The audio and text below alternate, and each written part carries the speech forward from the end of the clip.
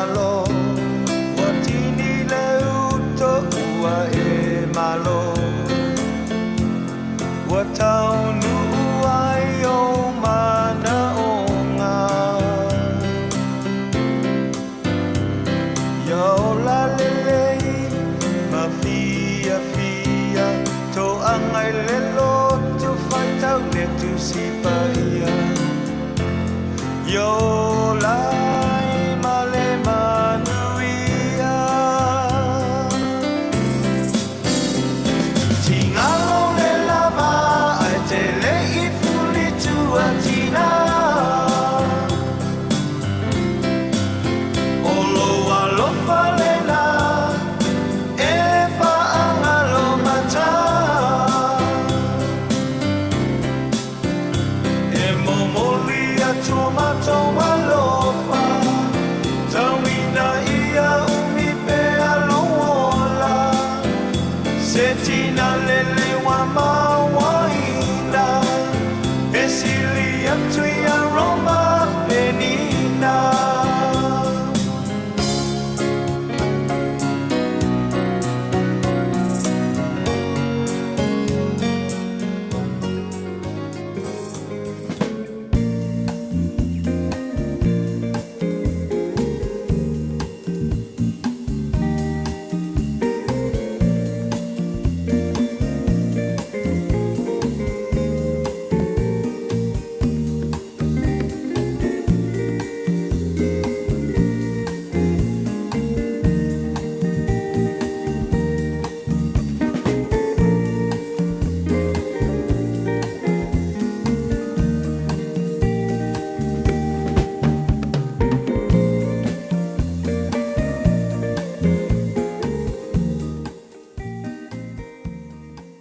Na ole radio Samoa se furulima iwa toru amo e tautuaina oe I laungangana fitua so le vai aso.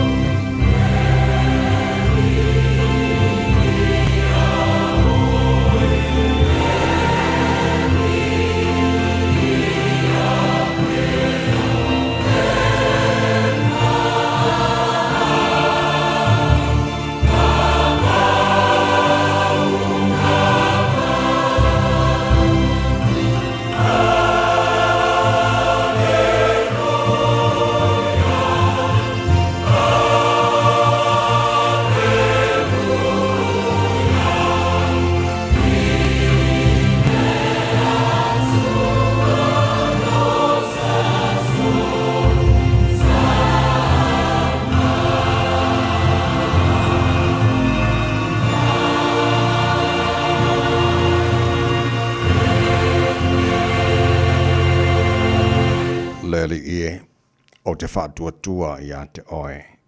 Ia whai oe mapapa o te mauai. Ia o watu pēr iai. Ua e pule e whaola mai ia te au. Awa olo papa molo olo o oe lava lea. Le ta mama nai.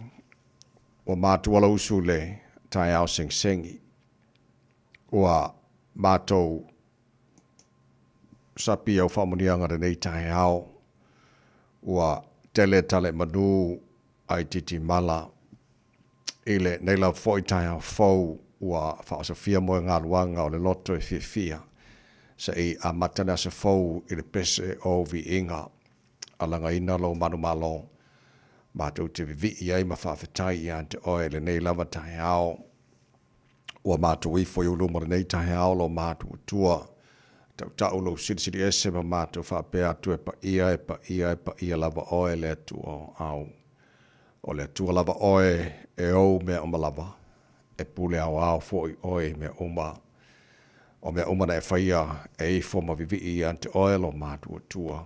Wa oe lava o le tua o le tupu e so i fua oe mai le vavau e o le whaavavau o le tua oe la e le vi ingon mamalu o le tua oe pulupulu le mātango fie whaafitailau mea lofa o le ola fau o mahatu mau o le nei tahe ao lau pule lea whaafitailau o lofa wa tute manu whai ngā malolonga sa tofa whai o te ngata lele o malifo maitapa au maainga wala whai fwoi whangunga le lei o auna mātou le neo whiala mai ma le whiwhia o le mātou pese whaaftai lea i ate oe, whaaftai ta mā, we whaapopo le nea sa fwou le lātou sui fua mo le mātou ni yola, mātou au li ai le nea sa whareile, wa maru i aso me o le mātou wholau mo le neitau sanga. Ia o le mātou malanga o le nei aso, mātou tui nātu o ao ta mā whaamone more, se e tau tai mai le mātou wholau ngau whai nei, awa le tia whaiva le awhengai ma le atino. I le nefo e sa fwou e a mai, mātou le talo pēma mantua nei mātou whanau, atu natu lantou ia o ongara ni yaso le paolo ao se malu tia ma leo ina ina e mātou whanau ao sa ili le poto e ala ia o onga e fo le manu ia o elo mātua tua i whaivo lo whengai malim tama ta i whai a onga lo nga whapea ma leo o ina ne mātou whanau tama whamaria le tunu pēli sa moa na ia mātou tangata fo i o lo alalampapa ao i ni se vaianga ke lope anga le leim whamaria lo mātua tua mātou talo pēr mantua nei ainga o le atunu ua, ala whai mai whanoanoanga o le nei fwoi tai au fau, malanga le whātua o ia le maliu male oti ua motu si ai mawhtanga mawhana mana i ainga woma e masani, lo file mō malo ngang wha maise se wha mawhana whanai nai i la tau. Ia, e le mwhai lawa na ngalo, talo maltu mai o mole panga na i mātou mātua, tua asin sino sa mōre ni yaso, tai tōro ina la tau le mawhana whana o lo malofa, whafoi sia pēla la tau sifua lau le leili tino, siri lava le nganga. Ta mā mea umala whana mātou whaia nea so fau e mai, mātou whaia ina ia fo i atu vi inga i atu oi atu mau pēra mātou whāta wā. Whamaria mai ta mā whamune mole, le tautu a reda sa mōre nea so atoa ua mātou wole, ma mātou wala au i atu oi i nei mea umai ala suafo i Jesu ke risolo mātou re i mara mātou whaola. Amene, mamene.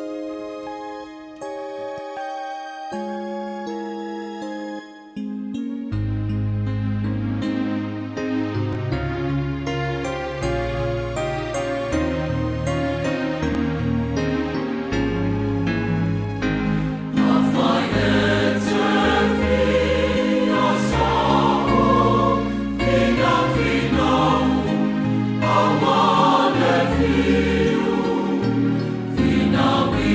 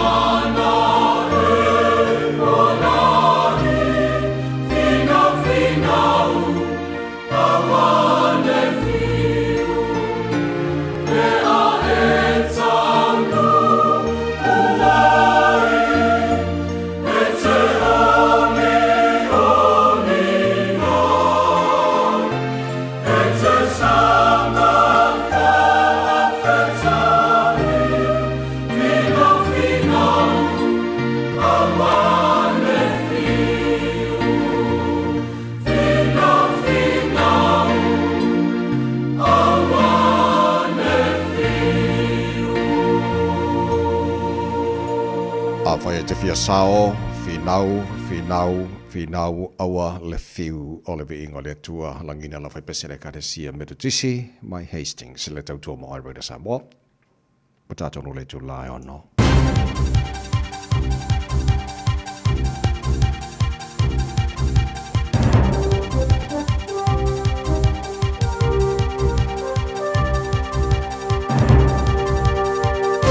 In this update, 5 cases of Hunter virus have now been confirmed by the World Health Organization in relation to an outbreak on a cruise ship. It says more may follow due to the virus's 6-week incubation period and its contact tracing people linked to those infected.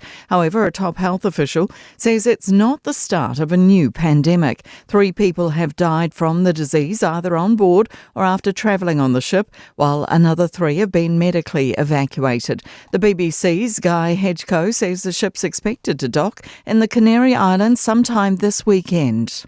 When they do arrive here, they will be assessed, and we're told that there will be no contact between the passengers and local people. Major changes to how conservation land's managed as the government moves forward with charging tourists in certain sites. A bill's been lodged to speed up concessions and give more clarity to those wanting to use conservation land for business, research or charity. It also calls for money from tourists visiting conservation land to be reinvested into nature. The government's approved its 21st fast-track project, permitting the build of 126 industrial lots near Christchurch Airport. Carter Group applied for fast-track consent for the Ryans Road industrial development last April. Infrastructure Minister Chris Bishop says the project will support more than 700 full-time construction jobs worth $259 million to the Canterbury economy. The Green Party says the welfare gap on imported meat needs fixing. A new poll shows about 80% of farmers want imported animal products to be required to meet New Zealand welfare standards. Greens Agriculture and Animal Welfare spokesperson Steve Abel says the rules now in place are simply unfair for farmers and animals. If we expect a high welfare standard here in New Zealand, then we should similarly expect that any imported animal product meets that same welfare standard. That's news. In sport, a stark message from New Zealand Rugby Chair David Kirk around Moana Pacifica's future. A consortium called Kanaloa Rugby claim they could take over the licence, but are being ignored by the exiting owners. Current team coach Tana Umanga and Sir Michael Jones are understood to form part of another potential saviour. Kirk says they're limited in how much they can get involved. You can't fight reality. If they're financially unable to continue, we have to work with them and help them have a managed, off-ramp.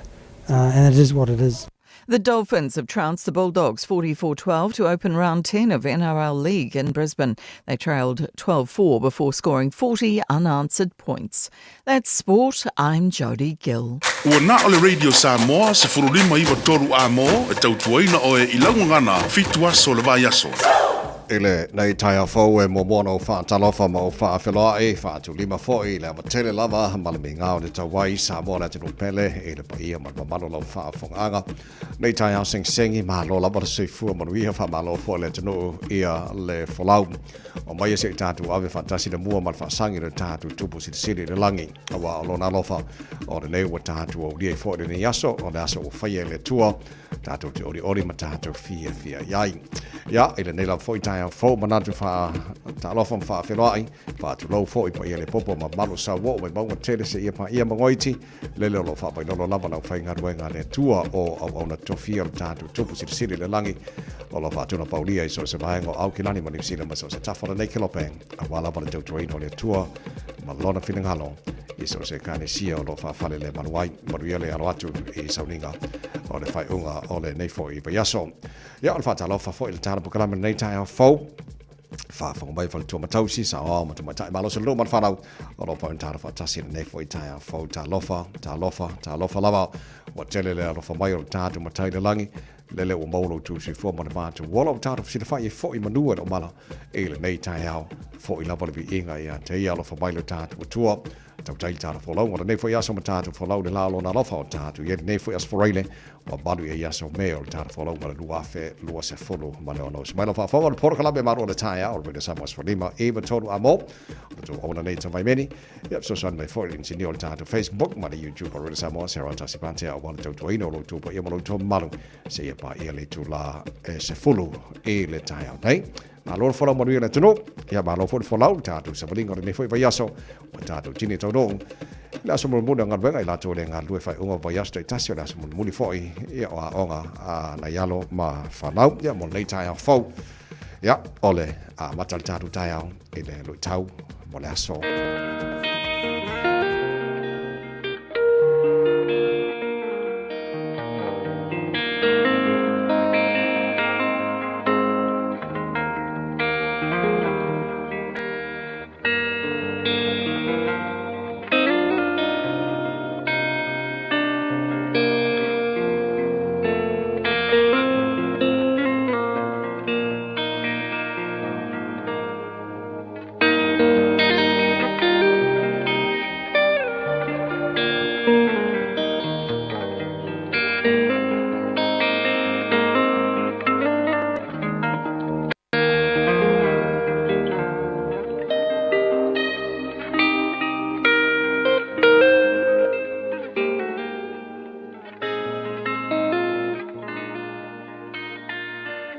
Tau mō le aso.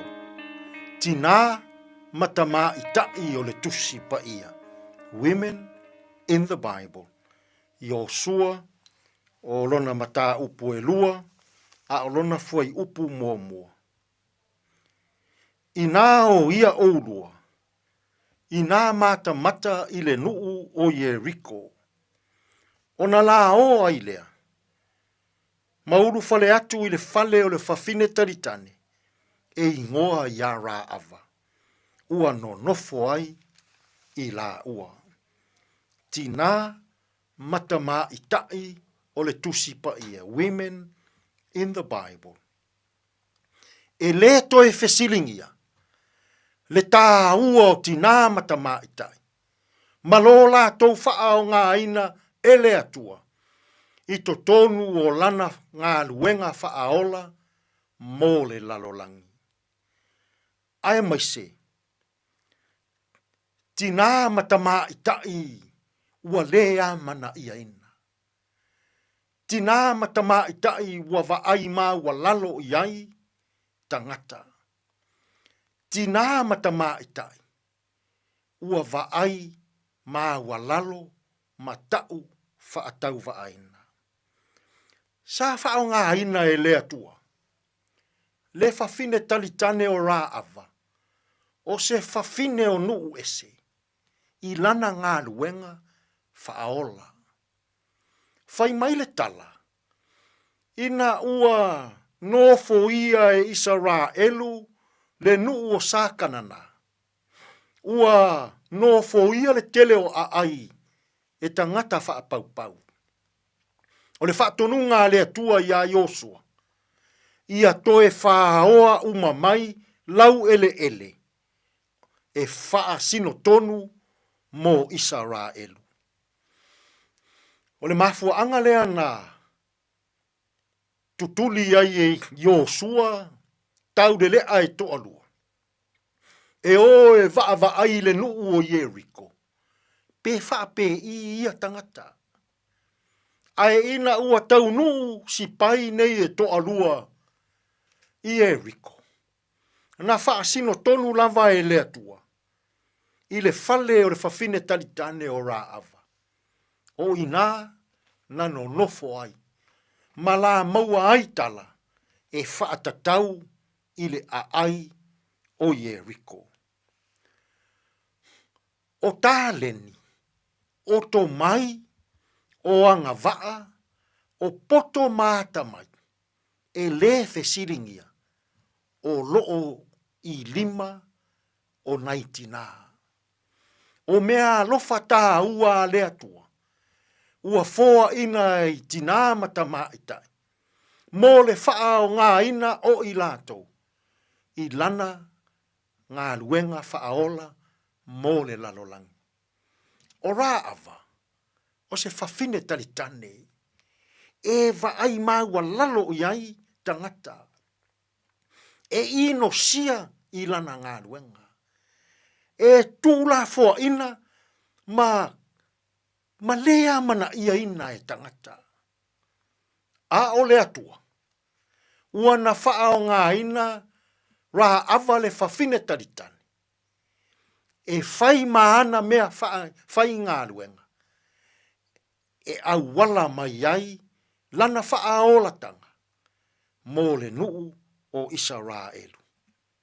Samoa e, a oanga atu le lalolangi, i le wha manatuina o le tā ua o tina, i lo la tau sao, i le nei olanga, i a la tau tautua, ma a la tau wangawaa. O le mea moni, ua tele tā leni, ua tele tō mai, ua tele angawaa, ua foa ina e lea tua, mō tina mata maitai. Peitai, ua le whaao ngā ina, nei angawaa, ma nei tō mai, i tō tonu o whainga mālo. Ua le whaao ngā ina nei mea lofa tāua, i tō tonu o e kālesia. Ua le whaao ngā ina nei anga waa tāua, i tō tonu o whale whainga luenga. Ua le whaao ngā ina foi, i tō tonu o na i o tātou a inga.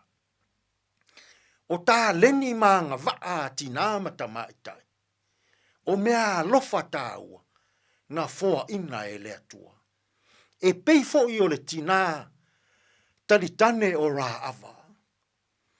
O ana tāleni, o ana angawā, o ona tō mai, ma ona aonga, ua le whaao ngā ina i Eriko. Ona o le vaai māua lalo. Ona o le whaai longa tangata. O ia o se whawhine talitane. Samoa e, ua sawa i nei aso. Lo tātou tusi lima i naitina. Ua sawa i nei aso. Le whaai longa tangata i naitina. Ua le whaao ngā ina naitina. I to tonu o le mālo. Ona o i lātou o tina matamaitai. Ua le whaao ngā ina naitina i to tonu o e kālesia. Ona o i lātou o tina matamaitai. Ua le whaao ngā ina naitina matamaitai. I to tonu o whale whai ngā luenga. Ona o i lātou o tina matamaitai.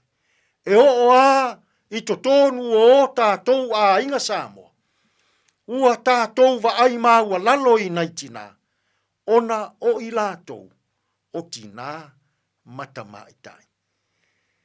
Samoa e. Whaao ngā, tā leni, tō mai, anga waa, mea lofa lea tua.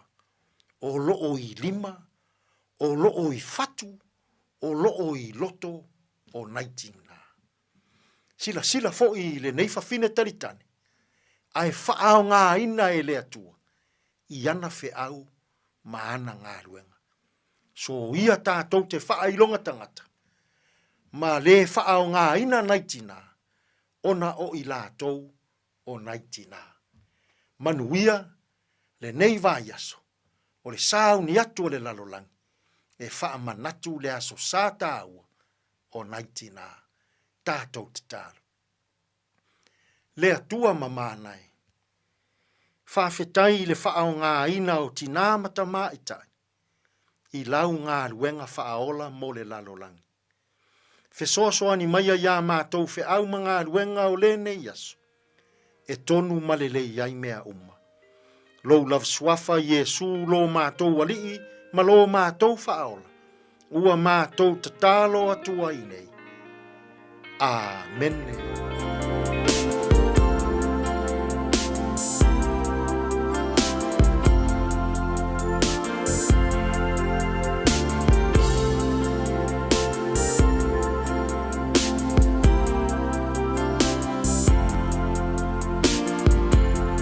Te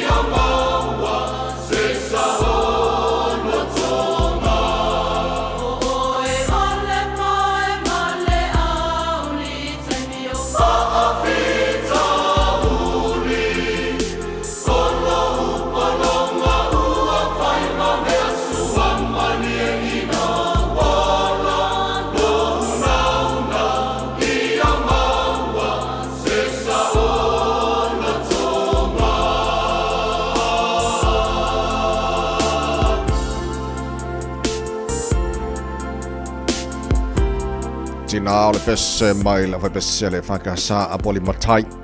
Whamai ai le tātou. Whakalame lui tau. Mo le asora nei fwoi tai au le tau lunga fwoi o le proklame. O le nei fwoi whaiaso o manatu wa lava matatoe. Whamanianga ma le oso mo nai tina. Ia, mo le lātu aso whaapitore nei fwoi tu sanga. Moni whaafte tele sunga Reverend Edison ngawha malo whaafte tele mo le tapena. Mo le au nanga fwoi le tāra pukalame i le nei fwoi whaiaso a. Toa, sifuru iwa lua te aile tūlahi ono, le pukalame manuwa le tai hau. Awi nātua te oia whalalonga a le Christian Savings, ma le Enterprise Motor Group i manukau na minuto na whangasolo fwoi no tāra musika o le tai hau. Ia musika lama fwoi e whaafia ma whaasivai o le tai hau fwoi. Ia whaamalusi au fwoi le atinu le ala usu tūte mga aruenga. O le neas whareile wa kako usu fwoi ma le pingi aulo. Awane e le usu le tai hau ka whiwhi e ia ki oe paki ua e le usu le kai hau fwoi. Malo si mai whao, mwana tātu vai aso. Tau lunga o ngā ruenga fwoi. Ia ma whai wale atinu o le nei fwoi vai aso. A toa toa kuata le fitu le tai hau nei mana ia. Pe a wha avona mai so taimi au ne emisia. A tāru po kalame wha apitoa. A reto o le olam. Manati fwoi o le amoe fwoi sisi wha a monianga mo nai tina. Ta pena mai le sunga ia Pastor La Whaila Kopa. Tātu manuan tai hau whale ngangarana. Mo le nei fwoi asparaile. Today in history tātu vavai pari mena tupula sa valu me. E le telo tau sanga vavai o le taina le fitu e le tai o ne. Maul wha ponga o tātu telefone ngala pro tani apea tālu fitu o por kalame na. A matai le tātu tai hau. Ia se mo fwoi tātu vavai. Ia po a mai lunga la wala nei fwoi tai hau fwoi.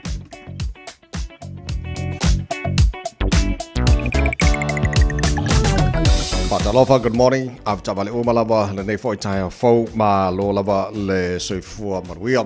Ia o la baba yatu tu sai ia ma atalo tu mai taro camera le nei foi tai fo lunga la wala. Tena silfia le atato color coat la me mata wa flow le ele fa pe wa inga avale lunga la wala ala like ele ka avale ala flow le ia lam sama sama. Wa mato na pisi ala flow a fo ia mo lo io mo kwa e full stop a mo le mea ko a tu langa na e lunga la wala oka wa mo kwa i lango mea maka umar ngi kai a fo pa u ala ba ngalo titi la tu le mo mo sam mai ku me wa na fe nu pai mo ta to lo balanga mai sifo ai le o mai e le highways full ono flow le ma la fe si polo kala titi al nei tai how around Western Springs e le highways full ono lava city bound pa na ba o si ba ngoma wa se ki pana ngia kako a lunga na la wala nei time le tai au after vale tu atu ya te oi lo 5 mele le lunga la wala mo lo sila mo lo to ala le lunga la wala ia male fa foina lo sa ia matua e fa auto te le tato mo ya saunga le mo le nga i tu te manga renga fa unga nei fa va so tato ia Radio Samoa Taslima Ivatomi Ama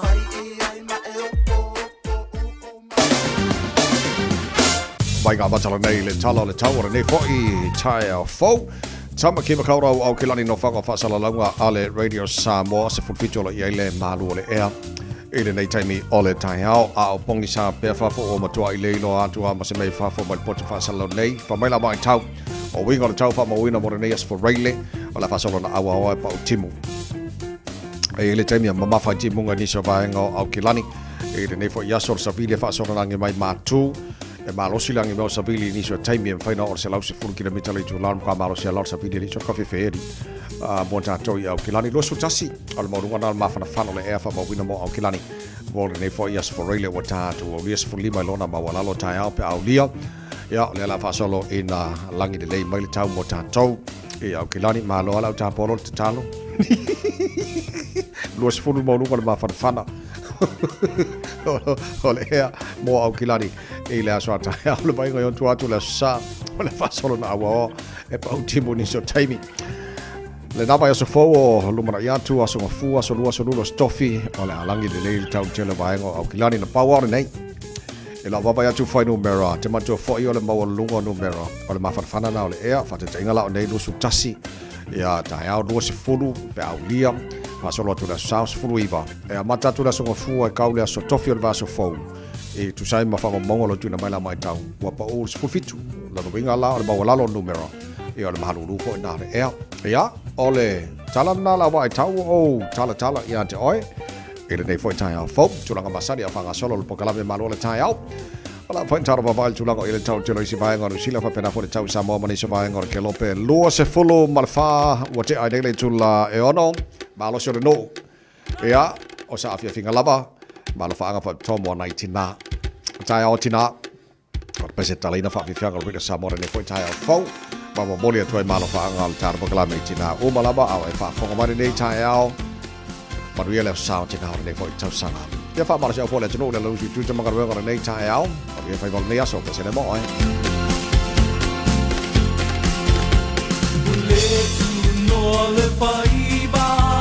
le faiba sa mea ua palala talu le matangi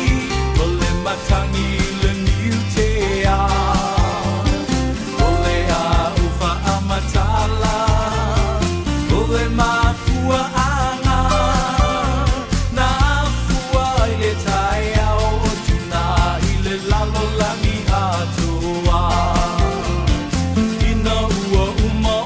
Faya le urua i tamaloa wa sila atu le atua e le fia a tamuna o ia i ua i lo le topa ina ia pausia ina eba pa atoa tino le tama i le mua ngangana pa Samoa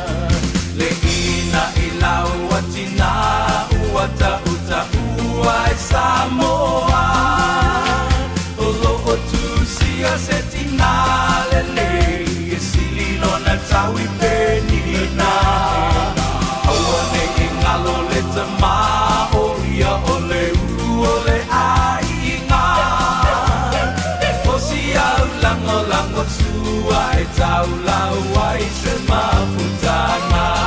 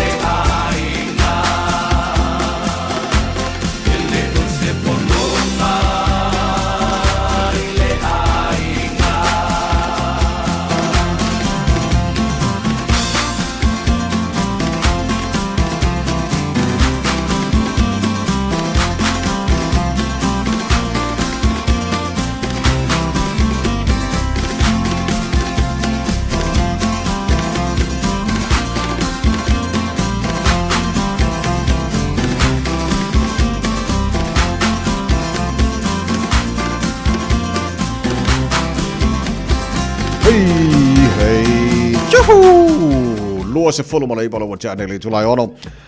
le porkala me malu le tai out with Samoa mo o e le lona balwa nei o aso me o tar polo mo le lua fe lua se fulu maleono malon fola mo ria le no ola mo fo se fa talo fol tar porkala me e pa anga ua fa fe roi fa talo fo mo nei time o le tai out no mo tar Facebook mo YouTube o le Samoa malo lava e le so fu mo ria Facebook tele o tar pa anga nei tai out e pe moala a moale good morning malo se fu mo ria nei tai au fo sinema tapusoa malo lava se fu e le nei fo i tai au fo miu e fa mosa good morning malo lava ti sinapati avasori good morning malo lava se fu fa fo mai e Waikato kiri rom ala fato nei tai au fo Rachel Sifana fa fo mai Point England Gleninnes east of Auckland malo lava se fu Maria socio good morning malo se fu nei tai au fo atali Arsana good morning Morong efu sis o mai tato nei tai au Manuela Santina kalsia kiringa me alof la faile fenica good morning malo la versi fu fa time mone fa tan fa mai tato kala me nei fo tai au fo e mo sai ngayo ke va kule sei amen mani kai au fo il fingole ole tu singole o swa fa yo por nga fa senga por fa alapi heri o bainga malo si fu nei tai fo fa wina tan yelu so ane ma tanga ono malo la por si fu nei tai au la pepe yo ane tinonga lene sia good morning malo la por si fu to le fo si moti uso la va tu melpone ya manato maria mai o nei tai fo si papa sabili male losa mai fair good morning malo la por si fu si papa le fa fo mai weary manu kau o le mako piko ngel melo lo ka kurikio ram le mo good morning malo si fo maria nei tai au si beona suena malo la por si fu le fo tai au fo jama awong malo si fu maria mai ava si more talia good morning ole to tele na tato ainga ya mal tato maftanga fo de nei tai au fo malo la val fo la maria ya o tato nga tu mo le satina tarsia le lofo le tua ia ulia tina o mo Samoa ia se asa whapitoa mo la tau tumui whamunianga mai lo tātu tua ia o tau whaivalava ma o tau tiute o lo whai e tono ainga whapena fo i tono e kālesia ia ma tono tātu malo ia o whaivalava o le pae ma le auli ia o tau ia to alava ia le au pehau fo i ia mamapo atu ia le tupale o tamawa e pisi a fo i ngai ka mai si kaimi ia e pela vai wha boi moia tu tau tina le whatu ainga tau si tono ainga ia malo whaafitai ia lofa le tua maua pea ia o tau soi fua malo lo ina le lei ia wau tau tu te whai tono ainga ka le sia man tātou malo e lo whai kawanga po i le watu fo le tātou pokala mana na fia swinga fōle la whai e le malo ia pe fa pe te fieti seni tono ni sila o kilo kwanga po ene masanga good morning malo fa tai la fa from Canberra Australia o le laubua o Australia o vai kawanga po sole o ke fa yakuari a lo lofio ko ngaka e o fa la ko a foi siksengi au kilo ako sole e kumu isa inga ma ingi kiele lofie nei fa yala to sit sei lo inga pe for inga mai e mo kwa popole al su enga le la fa ngai le o lo nga tonu o le tausanga fo lua fe lo fito pe fa pe te le sila fia o le ua fa lo mai le fa nga malolo i nei e su ye le fa nga tato fo nei a palai mo sit seni for crunts ia ele a fa ina la to fo le la o ko me kala si sengi mo paenga o matua o no mau mai si vanga o ta taula le apalai mo sit 24 citizens for crowns o ela vela ta taula lo paenga fo le a suenga o titi lo atula na fisole ole mo kwa mo ka kiele lo lofio wai o lo o titi lo nei fa mai fa pungani e sile atu le o e fa ile citizen il temin le ai rol fakar kali o se faia le o ngatura ba to sang fo ya o manato fa pe le tre fa manato pe le tunu le nei fo tai fo fa pe na ete ya pe la wa fa ka ingo ko se pese ma se ma to ai nga e fa le o siksengi pe fa pe nga le lo se fuka la e fa siksengi nga ko sang kele ko sang ba bai ya la ele fa ya sikseng ile o po la kala lima sala o fa ye ya ai se yo ma fa la po ke fia lo so enga le po so po le mele o ko enga fa lo sikseng po lo fia lo so enga le o pe ke wa ska ko fu amo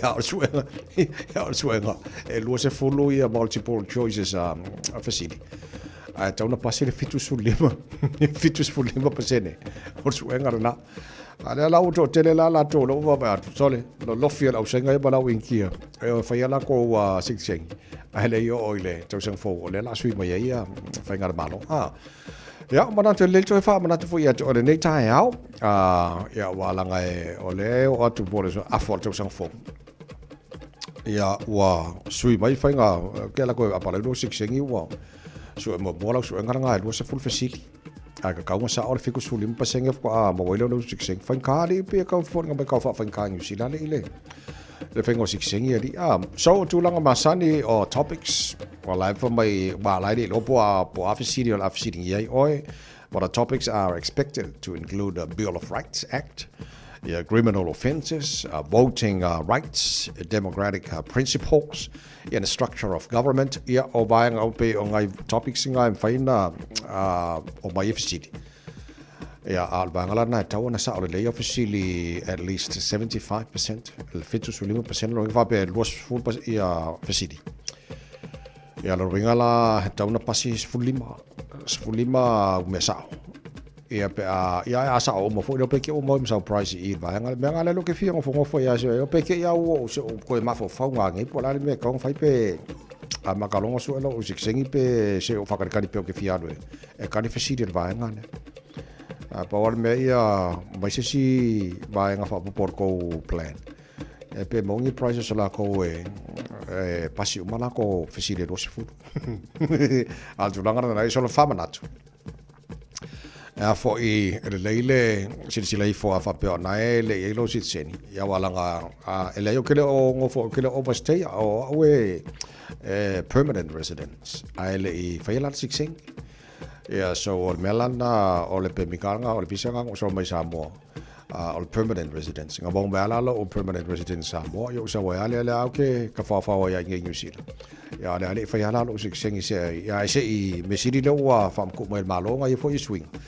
ya se o ma fa la po fairo al camin ngai ya pe o ke fiar pe se o lo ke nga ke manga o ke alo e so nga ne se i a se o kirkiro pe ngi si swinga a mai ele malo a fo i o foi tau le tala na po ele grandmother o matua i fa alielo na le fia i ave pasi fa talo fatu a pasi ala tunu o lo to fa fo mai nei tai au ole tala altina o siana granddaughter na tama fai po el pasi mai Ponchevelia e alu ile onga i Ponsonby ile solua e alu lal tentichi po el pasi ai wa ngalo langa wallet wa ngalo le card po le hop card la ile hop card e tongela na pasi se alu el pasi o le lo nei la tin el tene titi por al mela fai ona fai si mama la titi al fale ma mele ele bus stop o le po elan passi na tau fai lo tin titi o so lunga passi ma talo sanga la passi ma tau iai ia le me utu o le me utu mai ele italia la passi tin titi to tuli la passi kin kiki ala fa po portala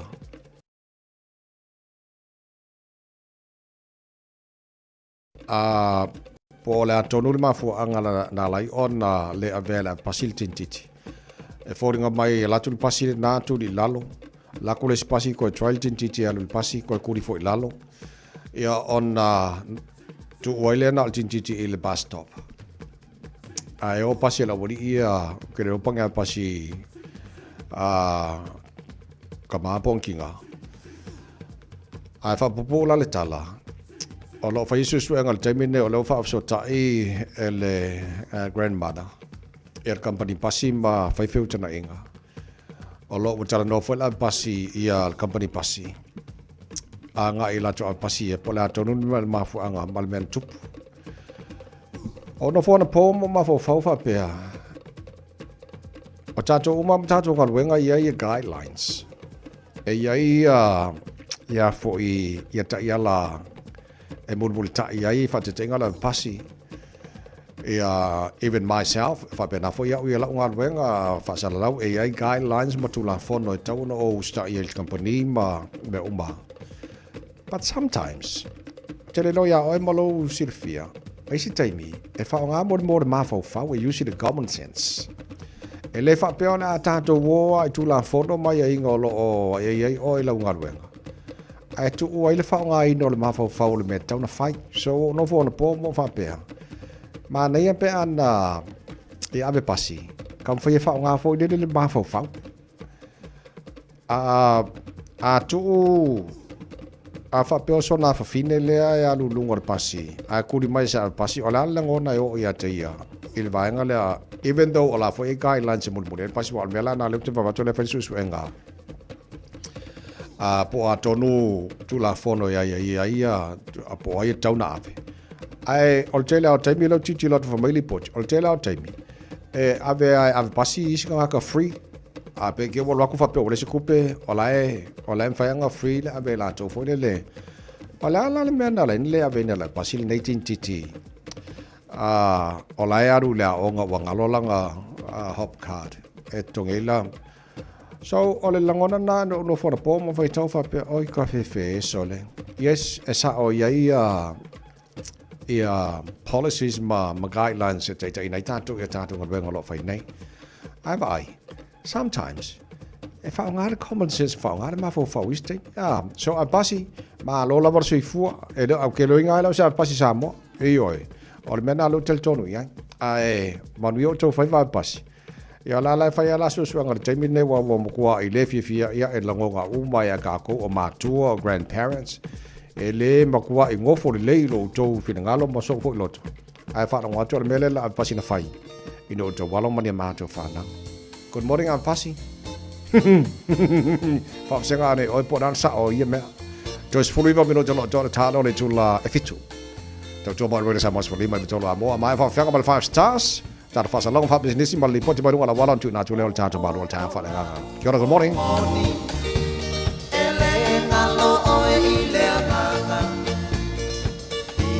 Patasi pea pa oe ile ne yolanga e mana tua ai oe I o fallinga ata la mata pia a mio tausa avia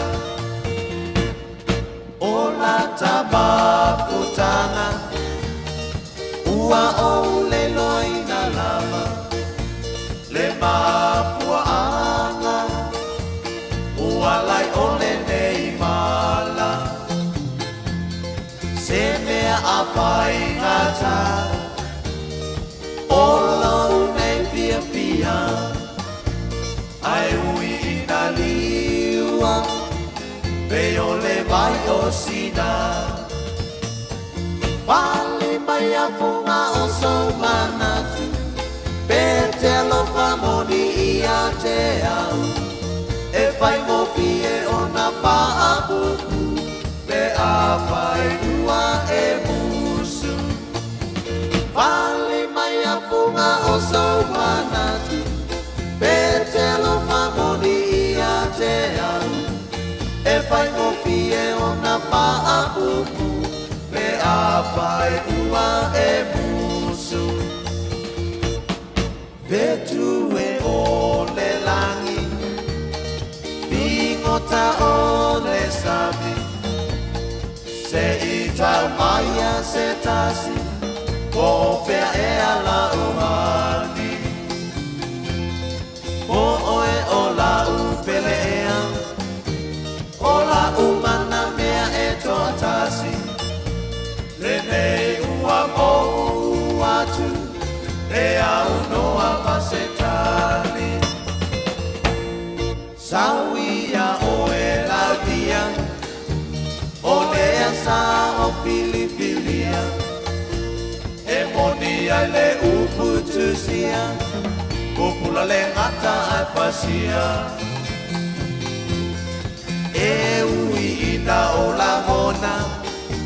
Langona ina le mafatia Ai tu mea ia Fungai lo Italia Vali mai a funga o sau manatu Pete lo famoni ia te au E fai ngoki e ona whaabuku Pe a fai kua e musu Tofa soi fuala upele lo uau Momo nga ua le taulau Wa motu si atalu le tu ina nau Pia pata si e pa ababau Tofa soi fuala upele lo uau Momo nga ua le taulau Wa motu si atalu le tu ina nau Pia pata si e pa ababau Talo for Samoa on Mr. Cowboy Lenny. Whaafafonga ma mai mo mai pea I le Radio Samoa. Yeehaw! Our team is made up of many Pacific cultures, with hundreds of others just like you, to support thousands of Pacific islands, so future generations can thrive. Join a team you can count on. Search Navy, Army, or Air Force careers. Oso. Son, fe o kausinga iau makari I la manga iau lau ka vali fou. La boiwe amu so. Bag. On the Enterprise Motor Group man ka. Mo uso yai kaya wangi. Le yang whakamoe dau whainga duenga. Ai o akure a wa show lau ka mai lunga lawala. Pa o koinga ka vale. Piki apu SUV, van. So koinga ka vale ha. O fe faltava.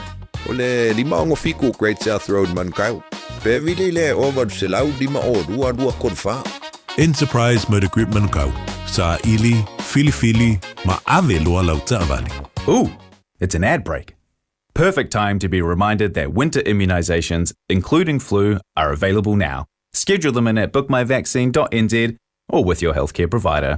And hey, you might get to tick it off your list before the next ad break. Radio Samoa. Tasilima iwa tonu amo.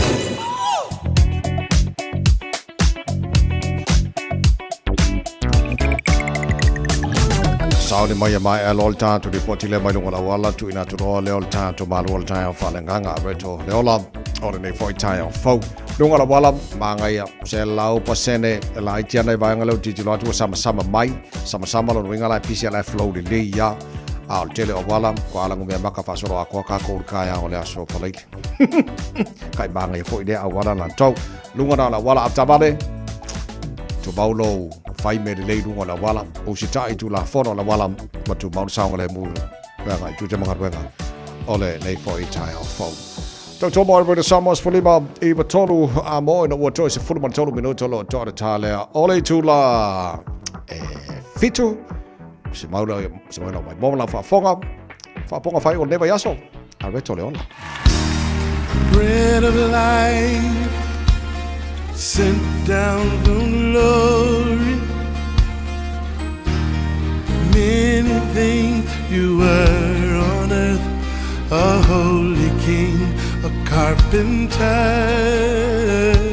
but you are the living word. Say it now. Come on.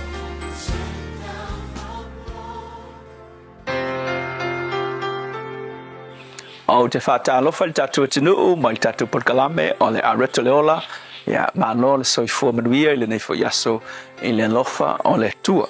O le luka se fulu fai upe fas fultasi e whapea ua tali atu Yesu mare tai ua e popole ma pupu lo loto I mea e tele a o le mea lava e tasi e ao ona e maua ma filifilia ua filifilia fo I e Maria lea mea le lei.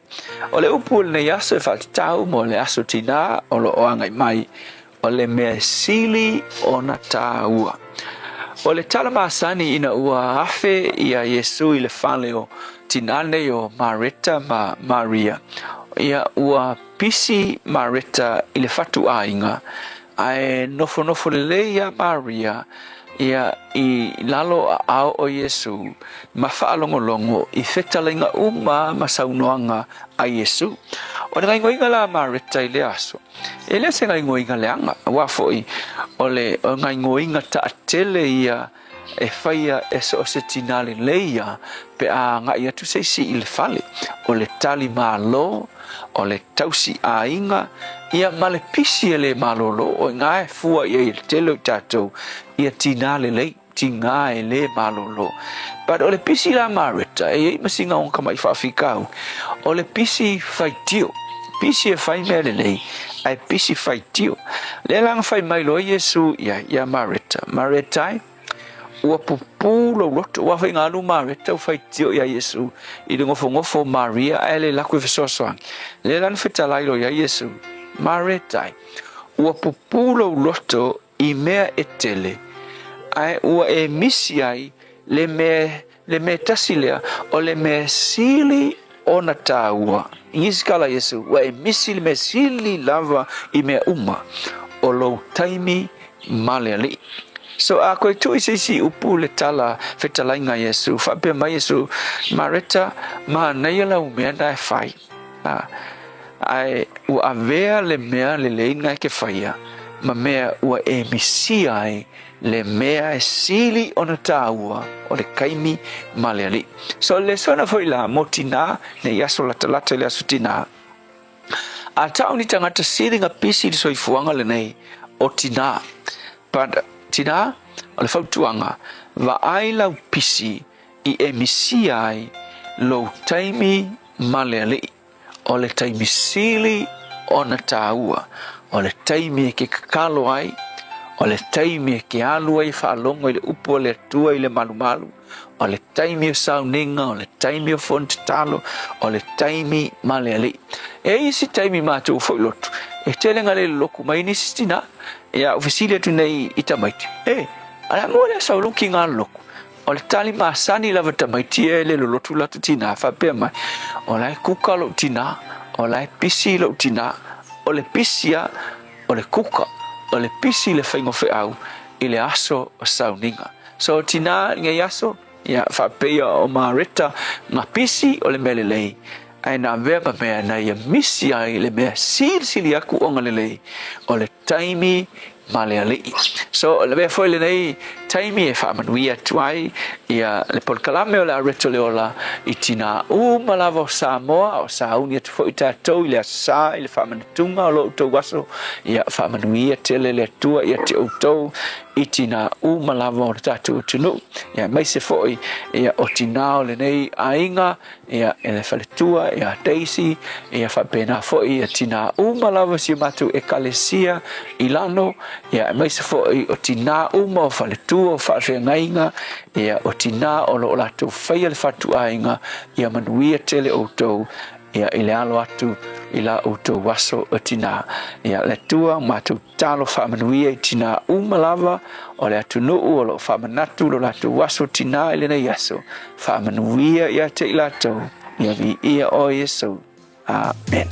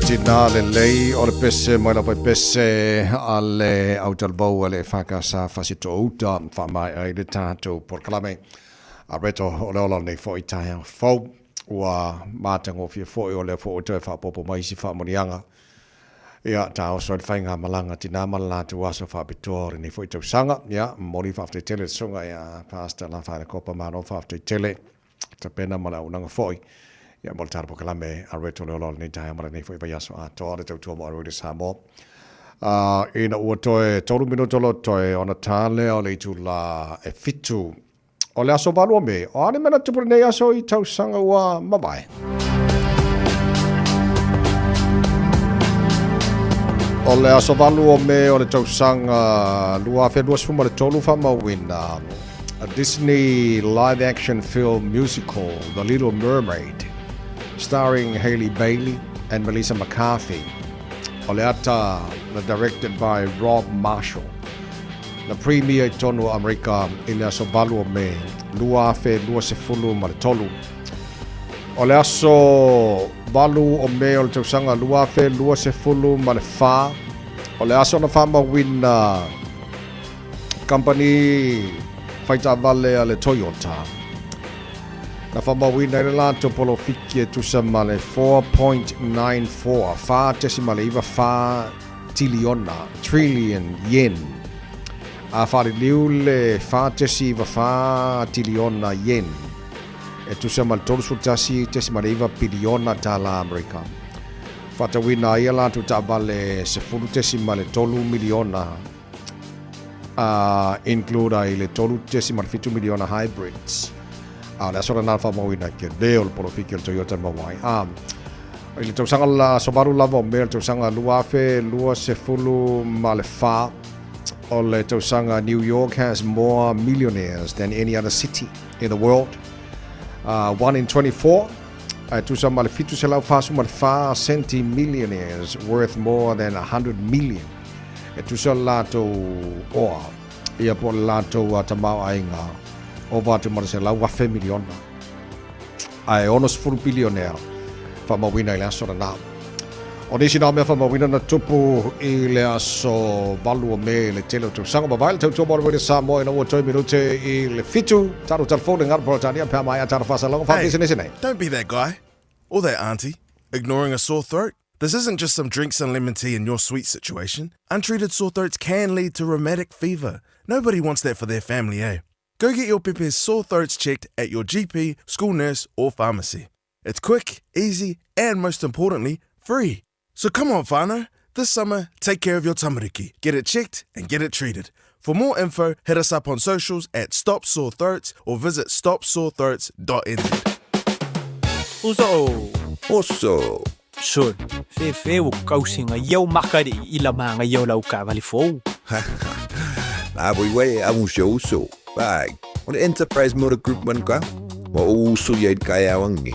Lei yang whakamoe lau whainga duenga. Ai o akure a fia wa show lau ka mai lunga lau wala. Pa o koenga ka vale. Piki apu SUV, van. So koenga ka vale ha. O feet for cover. O le lima ongo fiku Great South Road man kau. Pevili le over se lau lima o dua korfa. Enterprise Motor Group Manukau. Sa ili, fili, ma ave loa lau taavali. Ta alofa Samoa. E mawhagirap sosoni atu Dr. Chen I ngase o le maisoka, toto maulonga, ti ngā le tino, whaapawui no pauna, maisela, mangyeso ma le kānesa. Maua le tia whaamamai lo puta ma le paste mo nifo ti ngā ma le whaamanongi no lo fufonga. Whapea products po o loa e fisosoni e whaala ma le mole ma dark spots o fulinga. Ua tele ungali ua mawala tau pepe o nar sosoni a Dr. Chen. Hala au noi le lua fituono tolu fitu, lua fituono tolu fitu, pea fiuane I le lua ono Great South Road I Otahuhu. Ta lofa lava, o le siu fofonga le neo Samoa, le Radio Samoa.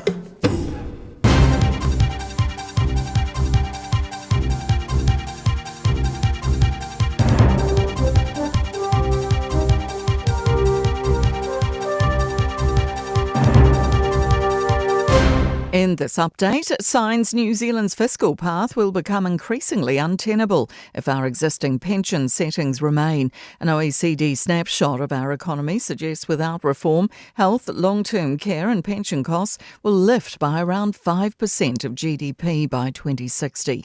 But it says upping NZ super contributions and means testing could counter this. Simplicity Managing Director Sam Stubbs says it's a huge problem that needs to be addressed urgently. If you think about all of our income taxes, by 2060, all that will pay for is health and national super. There will be no money left for anything else. The World Health Organization's declared the cruise ship hantavirus outbreak is not the start of a global pandemic. 5 of the 8 suspected cases of the rodent-spread virus have now been confirmed. 3, including a 69-year-old Dutch woman, have died.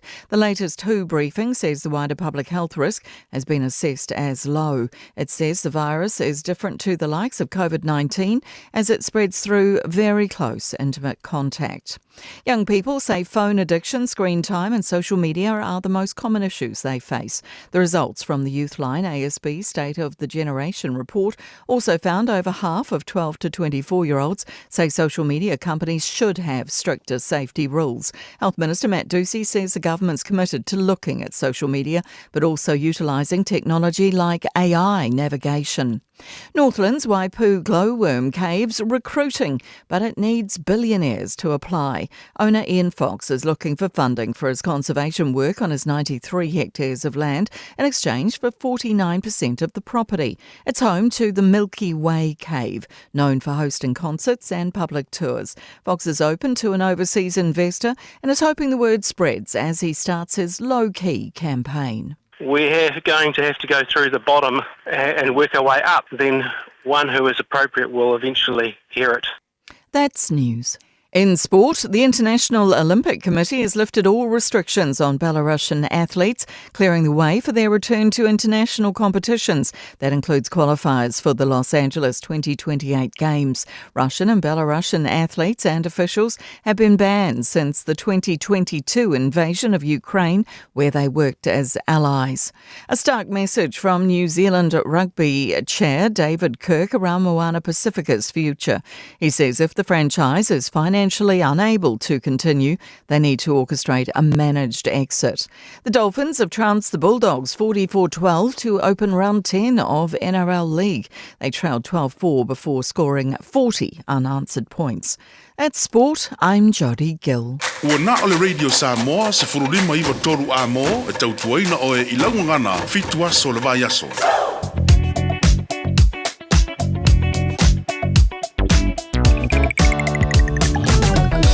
Malola vava tavalele on side nei tai ao kwa manga ya lunga la wala sole I mean el titilo atu ia camera si mai le waka ko tai la mana ya flow lunga taro highways ele o ye ni bang o polo kala flow le ya le nei bang on tai highways uma malanga mai north shore northern motorway city bound manga ya la flow le ya now around north coast lampi o lampis la flow le ya highways fulu ono, menes fulu valu, link mas fulu ono, o les fulu valu e sa mai oi Green Height, pas mai whenua pai, Hobsonville, link mai i Westgate, i ona sa wai los fulu ono angal taulanga au kilani mka flow li lea ni vang o le tai au. Fasa sa os fulu ono tail taulanga au kilani ai afe mai le highway los fulu, pas mai tano, flow li le foi, afe mana ba le los fulu a, la pisi a la flow, fa au mai le los fulu, ngai mai nei saute, Manaya la flow the lay for Elisha Vanga Momo Mai highways full highway 1 motorway city bound state highway 1 flow the lay for the name on the time so quite only got go walas for a little more the traffic got manga ya the lay after valley or to longer na ye or quite fang give out or mele or kuria or kaimela kwai ai poloka ana manaya fa for le lo sa au so na fa sa ino kong kal peng singi wa le singa va nga fa mai le si tel tonunga kasi de me se fa ro peng singi so nga o biolo vai peng sing isi mai ka ko ka ya a tala na mai dunga wala ne foi tai au fo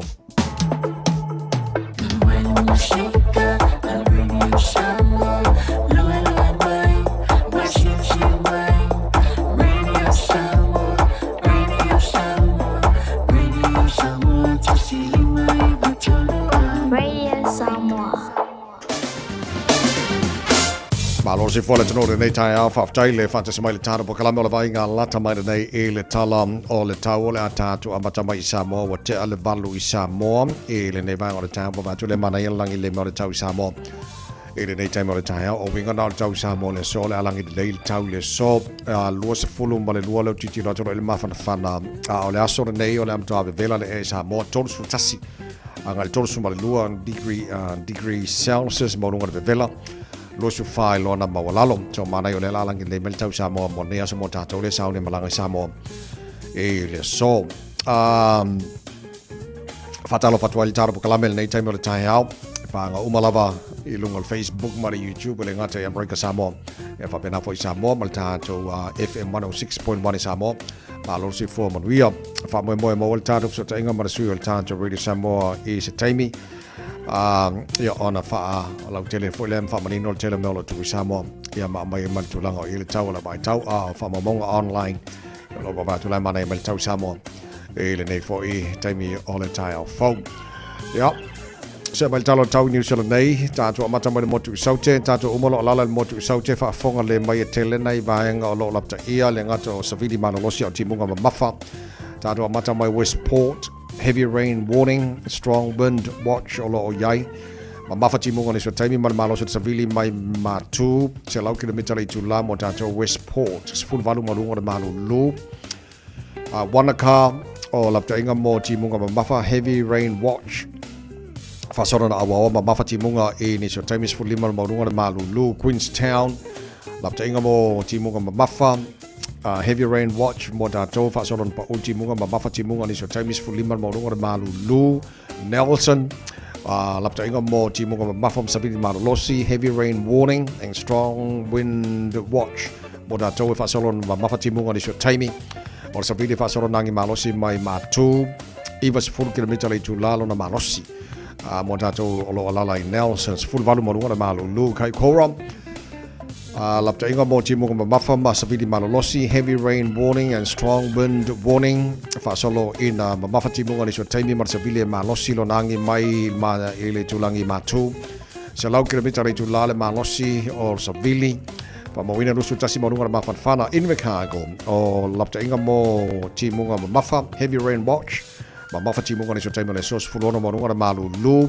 Greymouth lapta inga mo timunga mafa savili malolosi heavy rain warning and strong wind watch mo tatou Greymouth mafa timunga savili mai le tulangi i matu se lau kilometer i tulano na malosi i ni so taimi Millennium lapta inga mo timunga mafa savili malolosi heavy rain warning and strong wind warning and mafa timunga ni so taimi savili angi malosi mai matu si sifo Ivas full kilometer le tula amata tu la olio le sos full river marunga maru e am so bang o manaro mo tu saute olo elapta inga oisi bang oma e ai timaru matere na wa pa timus fu fitu marunga maru lu o maru awa po pa timus fu fitu marunga maru lu le so e le tele bang ai Alexandra pasoro na wa pa timus fu lima marunga maru lu le so the Needham pasal poin awa pa uti mo ne yaso mafa timunga ni so times fu fitu mo lunga malu lu le so ia mane ayo kana stete malo la versi fu mo ri nei tai pasal na awa pa uti mo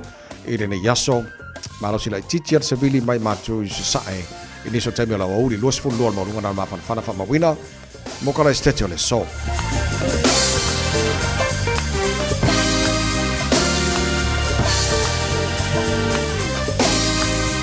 Tele na vai ngona motu saute ma fa mabonga pe ona tu na mai nei tai au tatu se mai le motu I matu pi to la lunga motu matu kai taiam los futasi ma lunga ma fa fa solo na awa pa utimu ma ba fa timunga ni so taimi ole so se wa vai ya tu vai ngona motu matu le lapta inga mo timunga ma mafa New Plymouth lapta inga mo timunga mafa ma savili malolosi heavy rain watch and strong wind warning pa utimunga mafa timunga fa solo nangi malosi marsavili mai matu se lau kilometer le tulalo na malosi lesi vaenga lo ilapta inga mo savili malolosi wanga nui strong wind watch e fa solo pa utimunga le so marsavili angi mai le tulangi matu ivas 4 kilometer le tulalo na malosi la mo Wellington fa talo fatu nei tai a malo la parsi fu mo wia lo ye lapta inga mo savili malolosi strong wind warning mo tato lala papa au lo mo Wellington e fa solo pa uchi munga le so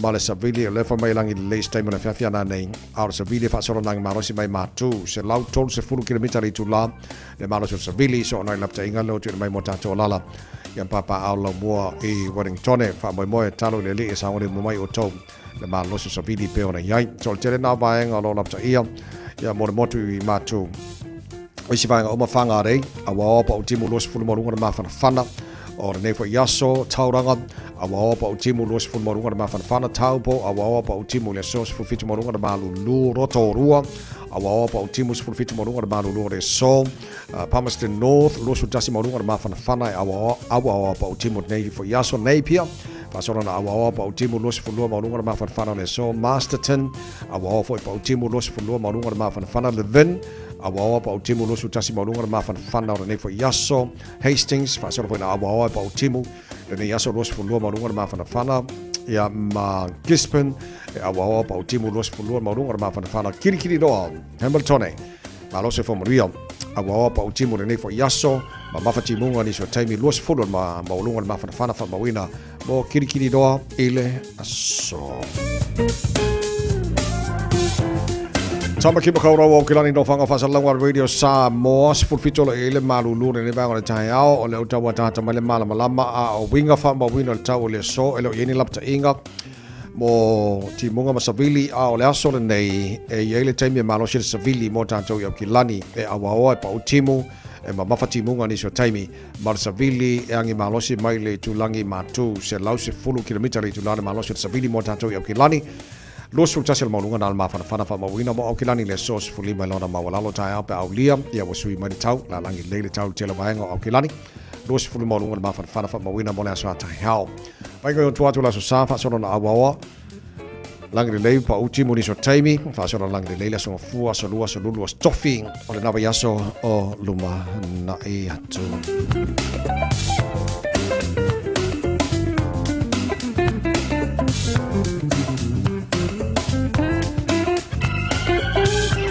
Mamonga umarau tu ina mai la mai tau nei taimi ole taiao le tau tu mo already samos for lima e betolo amo ina was full tolo mala fala mo chai nei ia le tu la e fitu marato mo mai ore nei taimi ole taiao fe la boy fa fonga mai ai tono lo mauta po tono fo ta vale tene no po on mai tanto di jope ala le on mai amalo non sai au tanto ye i le tanto wala le ta silima e betolo lo fa fonga to telo tato yo kilani manu tu o yo era na malosi malole on sai te lo to tele yo tato facili mo le tato wala le o mar tu lango yai fo e mai update engineer lo o ngafa maranga wenga le Paule i Henderson so taila mar pulenga ya ona tu ina mai re pulenga o lato so ta inga ya matola fa salalau ya na matu fai do atu le so o le update le nata ngata nei ba so mobile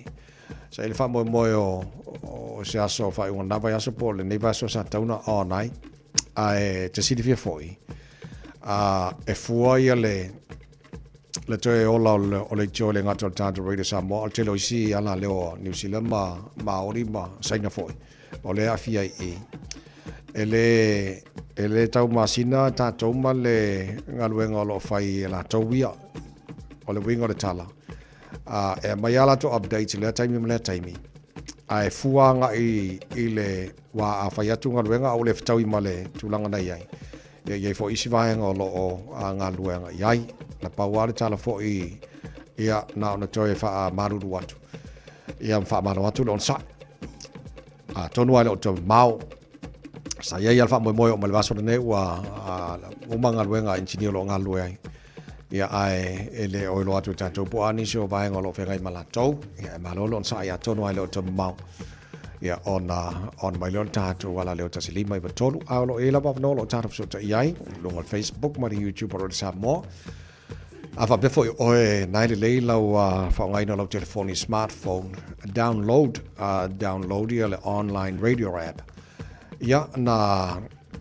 titilo atu silsila tu le telo baenga na tele yo le jo umala New Zealand lo ia ala e maltanta radio Samoa so ka ola ki le radio Samoa kana fa fonga ne pe ane le off le jola jo fa na fa fonga tona lo ta vale ya ka ngo ko ngeki lau le bluetooth speaker lau inga pe ale nga ke fa fonga le FM wa le fa mai si para mo le sui le FM ka ko le ki o ka ele ka ngo fi ya la fo on time to FM 106.4 Samoa so nei vai nga tu fa na tu la chino nei tai mo le tai ya ma lo la balon sai ma lo fa tai le talo ya ma le nei fo tai fo le tato por kalabe nei tina ma lo fai be fi mai tato le tai ya ma vai ska ko ki ma ngi nges for really ma nei tina ya avea ele a sa tina nei tu sanga toe sila ifo ya ma toe ti mata le penga wow to ju te fai o pai ma la uli tono ainga o ka le sia mata malo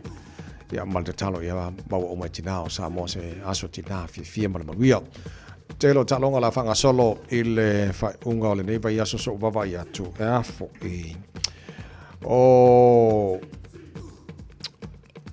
Super Rugby yes na ne ta le Crusaders mal asa varu ne me yes na ne ta le Crusaders mal Blues e fai le mal fo le Crusaders i con la stette sa fa pele ko ka mo e sol fangu a Crusaders lo ale na maua na po laua kolengi fo ia sol fangu ka mai e fa ka mo e solo la ko supporters ia a umal ta longa ile lima jali fitu na nei ona so ale mal ta longa Reds mal Chiefs ma ka longa le a ta sile ta longa ba nei ka longa ba ngai umale a makaile le weekend na nei la so mata le Crusaders mal Blues le lima jali fitu a le te ale afo le iva ta le Reds mal Chiefs e fai lai Australia ta ala so iva ole te ala for fale fia ta le Highlanders mal Waratahs ona so ale malta longa ale Moana male Hurricanes il lima te ale fitu ya male ta longa bulmuli te ala fariva po ta ya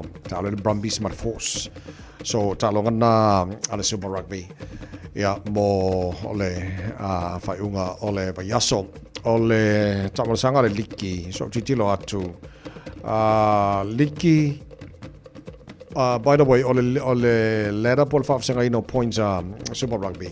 La lead la Hurricanes fase fulu, al Blues tolsu mal balu, al Chiefs tolsu rono. Crusaders lusu fitu al top 4 na, fa solo mai lo na lima Reds to fitu, al Brumbies lo nono, lo lima al top 6 na. En fa solo mai le fitu Waratahs, balu le Highlanders, iva le Fijian Drua, forse fulu mal mana Pacifica. La tu sfutasi. So fa nga salonga dan talonga le Super Rugby mol fa ngol pa so ya la foi kire ka longa li ki lan to pe ona yai ko va di fa le al Dolphins il Bulldogs ang po ka lo fa il Bulldogs ri le leis fu riva lo chale to la fitu mai a fa fianga al tai out so le mal fa po fa universal por kala ngal pro tani think but John Tarf so ta ele sabo le suel tato really samo e pier fai ora ne foi vai aso malo la voce fu mano good morning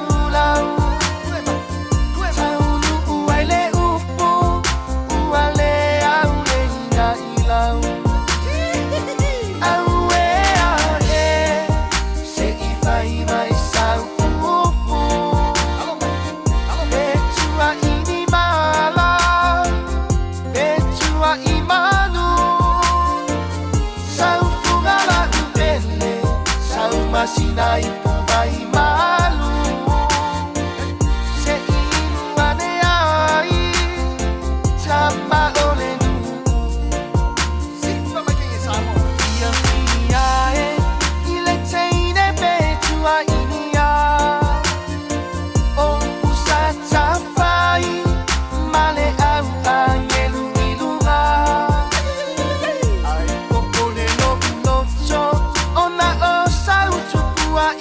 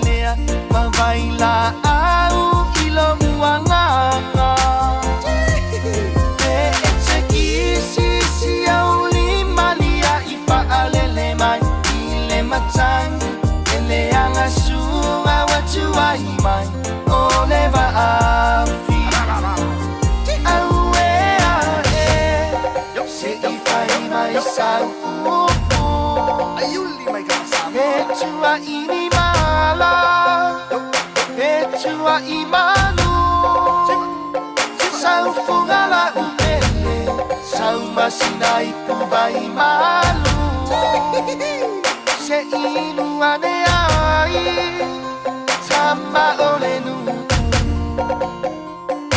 Talofa lava o a Lapi Mariner, mau belo li tio. I le Radio Samoa tasi lima iwa tolu amo. Just think a minute.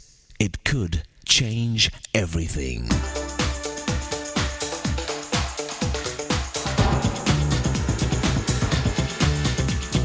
Think a minute. This is the true story of a boy named Jim who started working at the young age of 8. By the time Jim was 20, he was training as a store manager, and within a year, he was a successful salesman. Then in 1901, he married a young woman named Berta. After a few years, Jim was put in charge of a brand new store. He put a big sign on the front that said, Golden Rule. He worked hard, managing his store from early morning until late at night. He and Berta lived in just a small room above the store that was an unfinished attic, and their dining table was just a box turned upside down. But their Golden Rule store was on its way. Well, Jim's smart, hard work paid off, and after 15 years, he had 177 stores. 11 years later, Jim owned a chain of more than 1,000 stores across America. Maybe you've heard this true story of the J.C. Penney stores and the young man, James Cash Penney, who built it all from nothing. But you probably haven't heard about the terrible suffering and disappointments he had to overcome to do it all. You see, back in 1910, Jim lost the most important partner and person in his life when his wife Berta died. Then came the stock market crash of 1929 and the Great Depression in America. So by 1931, J.C. Penney was in the hospital from a complete physical and nervous breakdown. But in the hospital chapel, Jim met God, who began to heal his broken heart and restore his passion and purpose for living. Jim had lost $40 million, but that day he discovered wealth much greater than any amount of money. So at the age of 56, with his newfound passion and purpose, he started his life over. Jim traveled everywhere speaking about the power and principles of Jesus Christ, including the Golden Rule. In fact, Jim rebuilt his company, even bigger than before. You see, no matter what disappointments you've had in the past, you can start all over again today, only this time living your Maker's right way, which is the way you'll experience real success and satisfaction that lasts. Just think a minute. If you'd like a free CD of our top 40 programs, write to us on the internet at www.thinkaminute.com. Radio Samoa Tasilima Ivatolu Amo Radio Samoa Tasilima Ivatolu Amo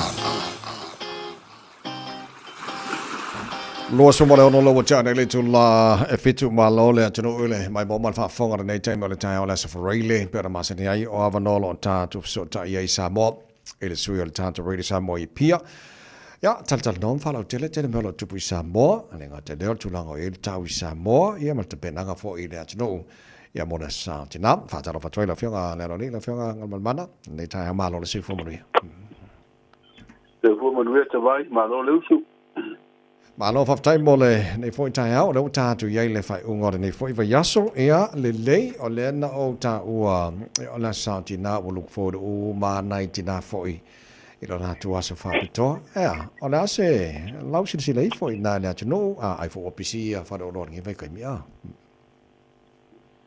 ya atalo fa tu ta tu so yo ko api sia ya pero lo ya tu solo ia fale ia o ka fo wala malako hampa yo me alofa o la lole venga ma le da sokinga ala sokama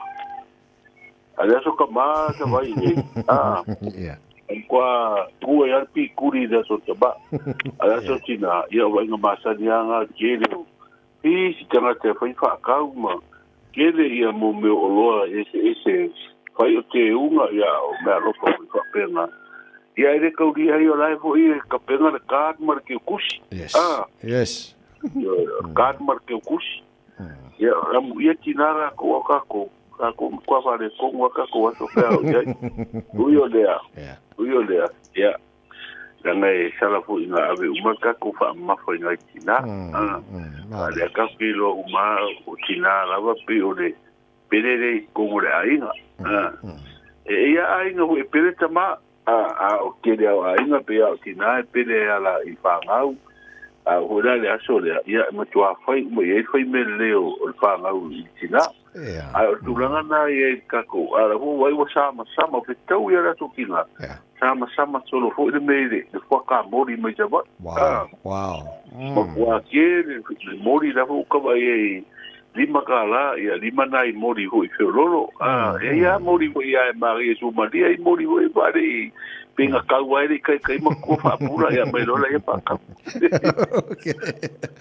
I love of tai so le leila la sound na wifi foi la so malo la so forza ole ngama io e malo lo hula ma tu la so ko la so sina wa de fu o mele ka si silanga masani le mtanga lo ngao o ala manuia ma leipa ma pisini ia fa lo mai ia le so malo lo le so ko ia mal dia ia o ko nga fa ko so malo lo ma kire pura ia le fu la fa ma ko so malo lo malo va tai le ia ola tata no le wa ma wa sa il po kala mel malo fo le mo va ia fa tasi mai America Samoa ia mo fa na tuino taru tu tasi le pe fo ring mai whatever no mai va pe ono America Samoa ma elima ma tau dia lima le mai le mua tu langa lua tu langa tolu tu langa fa tu langa lima de sa o le se na sempi de vana na ve va la dia mai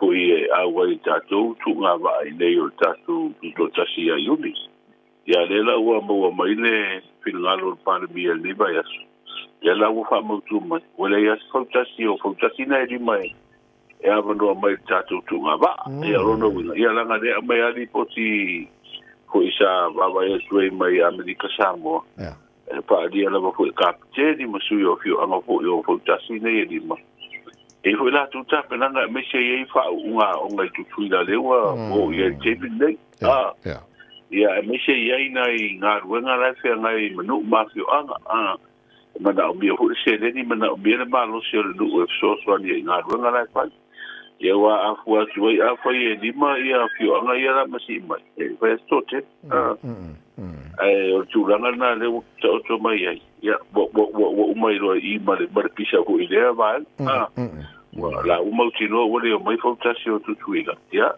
ka ko le fa ma po ka ko ngo le fa pe ono po tasia ka ko okay si ka ko va vai po yo po tasia a sola ma champini de tutto tas so tata no la wa le po kala mele na ia le fa sa tata tata no na va so ma vai o po kala me e sa le hit foi le po le tu nga po tasia America Samoa e se tato io na su le po le top 3 e le top 5 no lo ngato le family no le tu la o te lola wa le tau lu fu fuanga na le sa fa I mai su komisina ne te fono komito tu ngaba wa fu fuanga na sa ia alu no winga la le wale lava mai male tau lu ona mala mai fo tasi ri mai America Samoa yo no winga ka ko va alu winga tasi ata tu kasi ka ko ku ngale na fa inga ka ko va su e champi ya turanga na o umama la mana ye wa ya era na ile se mera fa ye wa ya itselwa ya de ngale mo ka ko va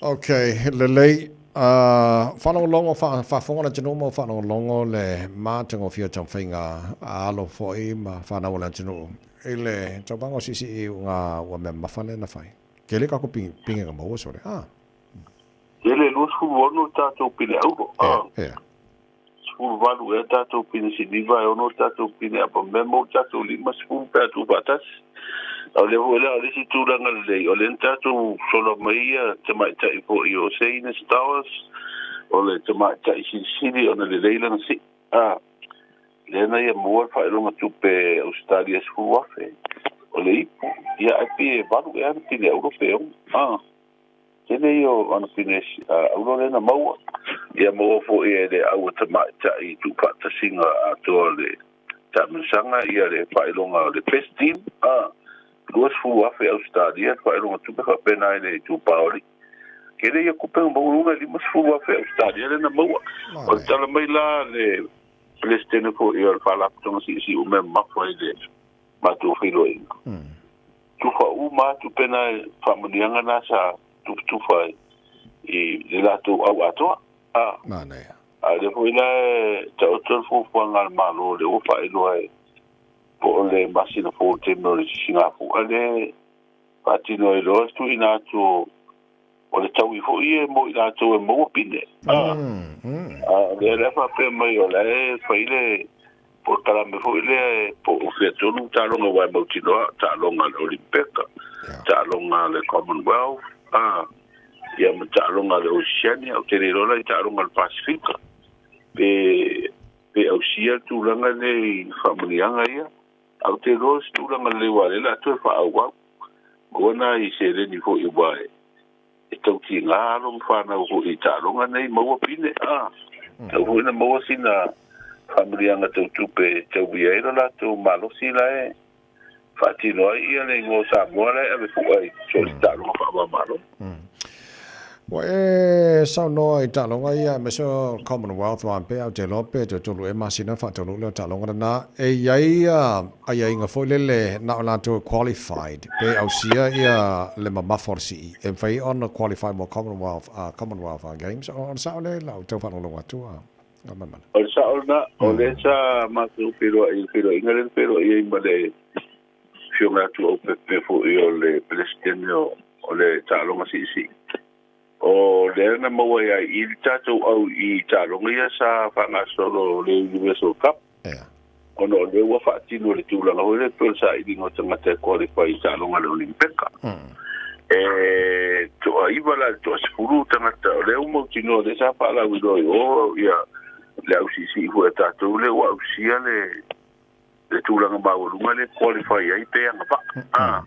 Ai la i si tāronga ia tāria.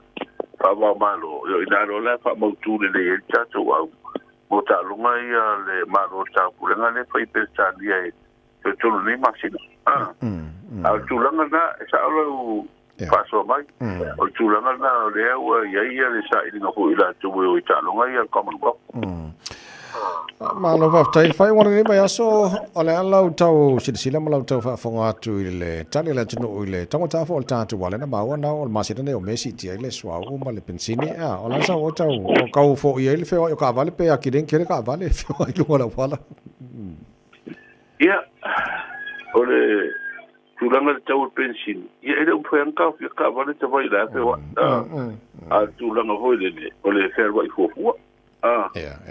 ia me fu pe a makar me o le tau matavu ile ia ngai le so ile pension pe a makar fu ngai faru kwai o ia tangata kaunka ai umi ro avo a kol ma singa vai pe o me fu o ku ngai pakala di maspuru le lik ia a po la fu o le a fa pe o le sa tu la di maspuru wala usfuru fitulit ile taule sa ia o fa penale ku ora ka va le la osi ile lunga ka ol pension sa di mas fula mo lo sufi ko kera kula fiku spur ya no ole i lunga la sufi ku no fu ga lo la ia la va de te perwa ia ke va kula wa ka wa wi fu la ya ko si di mas fulu au banga po se la ko waso ia wa ate de akal wa i wa ke de vol pension ia ya sa ai ala ki kian fer wa ia ki ho ile pension e fa nga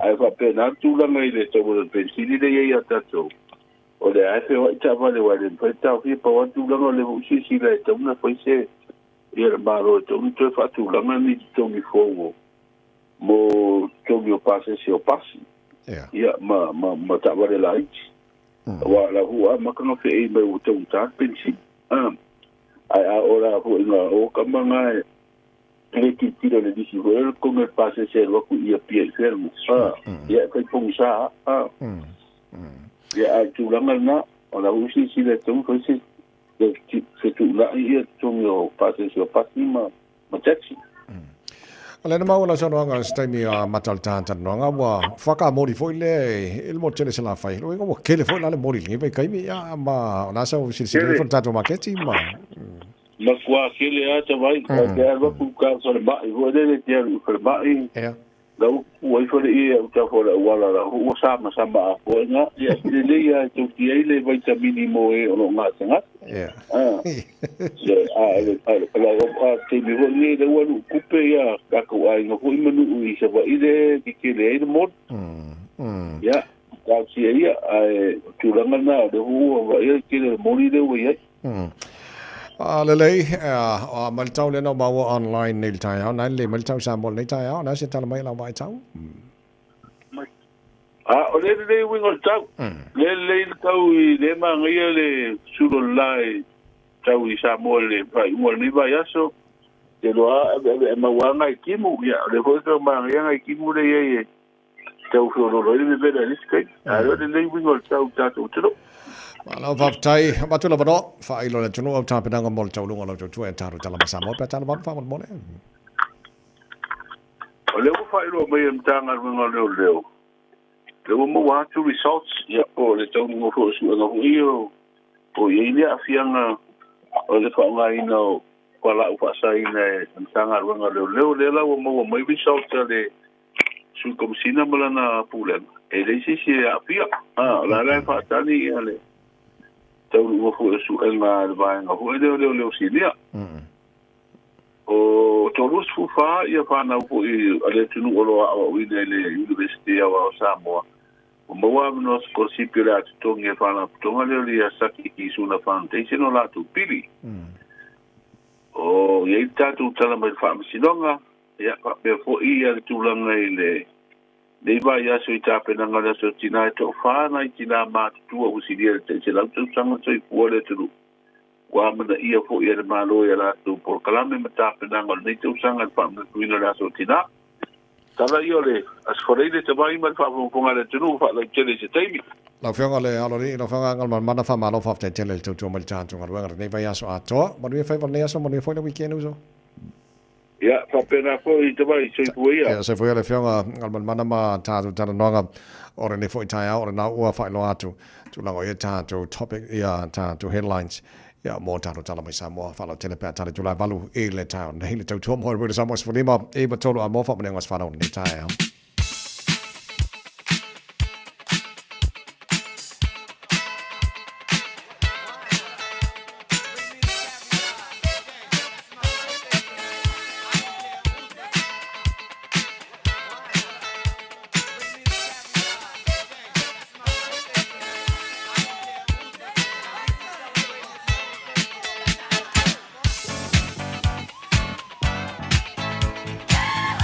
Omenangas whana wana sa wharaile nei wa wali e ia sole masino me o le tāra whalaua nei tau sanga o matala te whoni mo oe tolu fitu tasi lima e wa tolu a mawhoi na manoe whaongali tānto i meri umana i tele na on air radiosamoa.co.nz ia manunga le tānto Facebook mara YouTube Radio Samoa e pule oe po whio a wana nai pa whenau me lau whamanangas whana wana nei whoi tai o whau o le tāra whamananga lau titi no atolo lunga tānto i meli a birthday greeting to Princess Moe Meuli.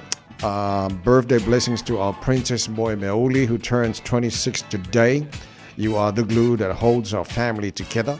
You bring so much joy and happiness to our family, and we knew how much God loved us when He brought you into our lives. The world would be a better place if everyone had heart like yours. But we're lucky that you share your loving heart with us every day. We pray for God's abundance and favor upon your life. Always, Princess. We love you more than you love Urupua. Maria tele lava ya lo wasa whanau le nei fo ia so love always from Juna, Nori and Palace. A birthday person named Princess Moe Meuli. Maria tele lava ya lo wasa whanau e le so.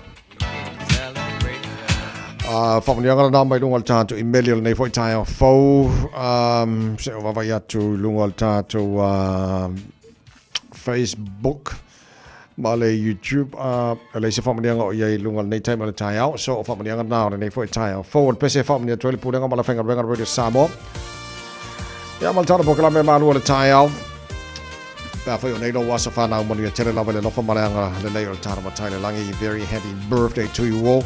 E na ua toi se fulu balu. Mino te loa tōna tāle o le tūla. Abad.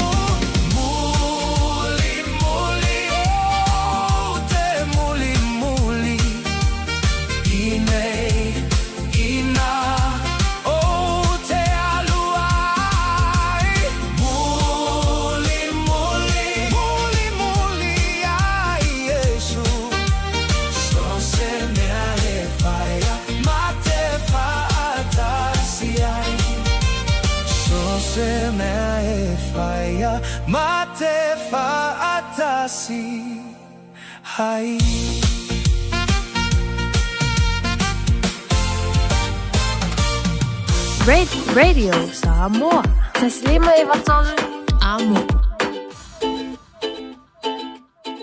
It's easy for life admin to slip down the list. So, we're politely interrupting this show to remind you that winter immunisations, including flu, are available now. Let's get them sorted at bookmyvaccine.nz or ask your healthcare provider. O e Saudi Malanga I Samoa, maratua loa le moana rentals, o loo whanga salola na whabitoa e 20% pea e whaunga ina, so se taavale le masina a tō me. E mawhaiona piki le taavale mai le malaiwa lele I whale olo mawhangali, whapealo tātou ofisa au tui ala fua, pe maboli atu fo I le whanatali malo o loo e whamautu ai, ai ngā whabitoa, o loo ia tātou insurance cover I te whili mai ai ina nei tupu se whaalawelawe ai o loo iai le whaamama avenga, maratua o loo iai le tātou account I New Zealand, pe lafo sa o fo I le moana rentals, e whaunga ai le Pacific Easy, pe whaunga fo I le credit card, e tutongi iai lo sa. Morisi whaamtalanga wala au le Pacific Easy I le ovalu se lau o tasi ono, o numera masani au kilani o le lua fitu ono fitu iwa fitu wha, ma le lua fitu ono fitu iwa walu wha, ma talo sanga I transfer o e I le moana, pe asiasiani e le tātou Facebook o le Moana Rentals, po le upenga ta whailangi o le moanarentals.com. Moana Rentals o laupa anga e taitolo ina oe a o e malanga asiasi I Samoa. E te sila fia wa te tala ina neile San Paul mo lunch ma dinner buffet. Ama tātu le aso lua, lima o me, lua o lua ono. Lunch, ama tātu le afas frutasi se e pa ia le lua. Dinner, ama tamai le aso tofi mai le afa o le lima. A whaila o talini au malo. O wa fia whailonga ina fo I se aso whapito. A fifio mai matala mai ao. Ivas Furuiva Atkinson Avenue o Tahuhu. Po le whaasotai mai le lua lima iwa, wha o. Po le olua fitu, lua o ono, iwa o lua tasi. O le kawashoa o lau kamufani inisiua e tautua mo oe ma e pele ya te oe. O la mātau au nanga ua iai a li I matamaitai ua uma o nā o tauina e ngā lulue whaatasi ma so o tau au ma oe ma lau ainga ma so o se whaala putoputonga. Mātau te fitosoani e whautua ina oe ma lau whiliwhilinga te tau I teimi o whaawhitau li.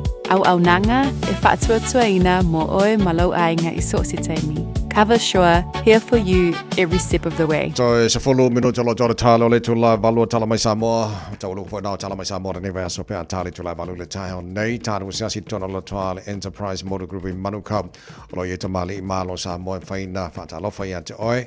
Fa mai mo o tele tavale tono lo ta ya ska vale fo mo tinala to ila sa tina mana tele so ya akuso fi le fa tas mai mo ta to report le ta akuso fa tele on se mai malo si fo mri. Ya, malo pole, na wata ila sunga le wao. Ala pole usu nei taia fo, ya, tai de tuo de fo, tato e te loa I lumanu. Ele tuo nu nei taia ile lo famulanga le tato wa tapau sit, malo toi fo. Malo fa te mo te mi de nei fo taia fo, tato wanga tu mo le sa tina, fe pe ke umo fo se ka vale manga ya mo tina mo le Enterprise mo ko mai fo nga Au de la versa nanga vai ya o te la na o te le ma tato wa papito fo le nei vai aso ya ona ole aso papito fo na tato tina ya o te le mano no tato papito le ngate na pa u mo la lo tato ta vale ya o ya fo ya tato wa tu langa fo ya cashback ya o atu le tolwa fetala ya wa fo ya le ngate na mo ta vale mo tina ya ai fo stu pe fo le mo ta pe na ngol lato wa so papito pe o mesi de sidia nga mo tina mo ka vale mo ku pe ai pinge au do me ma ya salu le la vale ya le so no ye mo ta ni po te le ta ya pa te mo ma to wa no ya pa ta lo pa fo ya le Enterprise le lo fo so ta to wa to no lo fa no ma wa ta pa sa la wa nei time le ta ya ya o falo fatu ya tato wa Enterprise nei Manukau ya fo fata unim fata pena fo yo la so papto tina nei fo weekend ya o tulanga masani o tele ma ano rai tato papto pa u ma lalo tato ta vale amata tu fitu afe ya tele tato ta vale lo no wina lo tele fa ma venga tato wa o nanga I nei Manukau ya o la ma se toina ta vale lo tau sa ili fo ia me se fo ia tulanga ia te tau le matina ia mo so se to inga ta vale ia me se fo ia to inga fo ia wa me nei vai tau vai se tulanga fo ia hybrid matulang papena lo so swani pentini ia ele mano ra ta vale fai la filinga ia tulanga masani ia papeo o le amanoa e siu mai fo'i ma tala mai au ia e le umi e tulaga fo'i lele process o tono le tula ia mo fo'i le tulaga o result o tatou finance ia ona o lo ia tatou in-house finance mo le fa'atupei no tatou sa ia o tulaga masani e fa'ape fo'i ai se ta'avale fia trade in ia tulaga alana na lo kaian fa'a tautai e tatou auaunaga ia o tulaga o tatou tatou e tatala mai le fiaiva aga'i le afa le lima ia fitu aso le vai aso o lona uiga mai lava mo matou so se aso ia te amanoa ai ia mai te fo'i le fa'asauni atu le weekend ia mo i latou fo'i le o mo se amanoa e susuma ai ma tala mai au o ia tatou website na o le enterprise cast.co.nz mai ona e sua e luga lo mawhai mo mai a tatou ta'avale o le website na mai fo'i le fa'atino mai ai lau finance ia pe a fa'atupei na i finance ia lau sa ia tatou telefoni masani o le o Valselau ono tasiono Patisivalu o Valselau ono tasiono Patisivalu o tatou tuatusi o le 5 Grace Half Road i nei Manukau ia o matou galu atu ma le suga le pule ia Terry Corn tamafu ia tau o papo ia po tou auauna nei o kusufia lelei ia mo nisi fo'i fa'amatalaga ia auā fo'i le tausā'ilia o lou sa mo lenei weekend fo'i fa'apitoa mo e tatou tinā ia whaapatai lau sunga le awa o mo le mātou awanoa manute leina fo'i ia whaiva ma fiuto lo toi o le nei aso ia mai fo'i whaasauni atu mo le weekend ia lofangia fo'i le atua ia le tūlanga o le whaasausanga se tātou atunu ia ma tāpua inga ia tai atu le soifua se aso mua ia tātou toe sei loa ia i fo'i ia ma vien nei aso ma pofanga i lau sunga le awa So ko so fa ma lo fa tai mo tani po til nei tai mo ni foi fa ne aso mo ni foi le fa unga ole pa ya so le tu mo le sa mas lima e ba tolo mo to ono minuto lo to ta no le tu la valu sa mai mo ta tu telefon mai sa mo ta unga le tu han sur le sa mo i pio ne ba ya so pa mai a pe se mai ba ni to lo morning boss chief hey g'day boss what can I say morning doctor piki mai a make the morning how's your morning Arorusu para hola boss hello man how you going morning boys make sure you're kind to each other enjoy your day and if you have any problems don't hesitate to talk to me and no more I kai lafo okay I'm a taste it sanga on the tattoo avoli Talusi o ninga luenga ma se sine ilove fai mal fai te ngalu mal fai to talo no fa tsi mai e manu ya I me uma I fight with my fam passing to my mata ava I to boss if it money me yo mata I want if I mango koloki la no le time sa ope over my love pay I le mali e lo mana o Kile so pe ane ai sana lifi Fau tua ya anko pe a fisi Ia eli ma foa I lau la nisi Ma o tu fa Samoa ale au ingilisi Let's go Ta fai famalo lo si Chopili ne ya so Au mal fa Ai ito Sofia Au mo ile ninga luna sana viinga Au tato famalo lo si Chopili ne ya so Au mal fa Ai ito Sofia Au Manava fifia Moi Au le fusia ile maso la falo Ole malo si le se failo Fa malo si tai tali si moko Fa no ile le ya posa sa uta oto Awa O tu si pasi sa ili e langa luenga O longa lue fuia I lo tutongi O sa ili e pole so singa luenga Ele ole tu si pasi a ole tango ta fa maoni Tatele to e pole ni tatu si pasi Tu sapendo tili ta fa palani Ata fa maoni atu Ile tu no ti me fe au masani Ete ea e tu e tangi E umane ua ye sir tu masati nearly ami. E manu ye na lo nei e toi malu ye le langi. Whoa, tato, tau fei fa malo, fa malo lo si, tau bili nei aso, What if I I eat those Sophia? Oh, wait, it ain't alone, son of the Inga. And we tattoo, don't fight for man, Famalo, see, double day, I saw, I will fight, I eat those Sophia. To man of Fifian. Yo, la, my ano, I fight with you, oh, to Sele long alone when fat my own Fat a long town lag down the file of Wang I'm about to some more love fast so most of I'm a molly File sing my son only So it's for man of eyes so in lonely I say for ila ile so tongi Fat for my fire my voice I'm songy I want to in the yes, I say only. I say to say, I'm going to find my pomoli. Mawalola ngalueng, ko ang ikakalo, loko mawalalo. Away kichiki ay faalo alo, ko ang ifisili mavavela wao. Away kipulifu o isime, au fay ngalueng alay levale. Olay lo mayo le ngai ke pase e nga isisili so engalo pasing au lele imolupi. Lele fayolo text, ay le imo pepa. I used to make it relax, walk a go, and pass him in my low low back. So, back, shit, I would get the foul. Why, oi, tuli, ele, usu, my child. Back, shit, I would get the foul. Why, oi, tuli, ele, usu, my child. My yakilin, yes, Kali, I go, yes, kiwi, oi, falangi. Música se kamali, ele se ifefiloi, kame kisasi, okilang. It's a tone.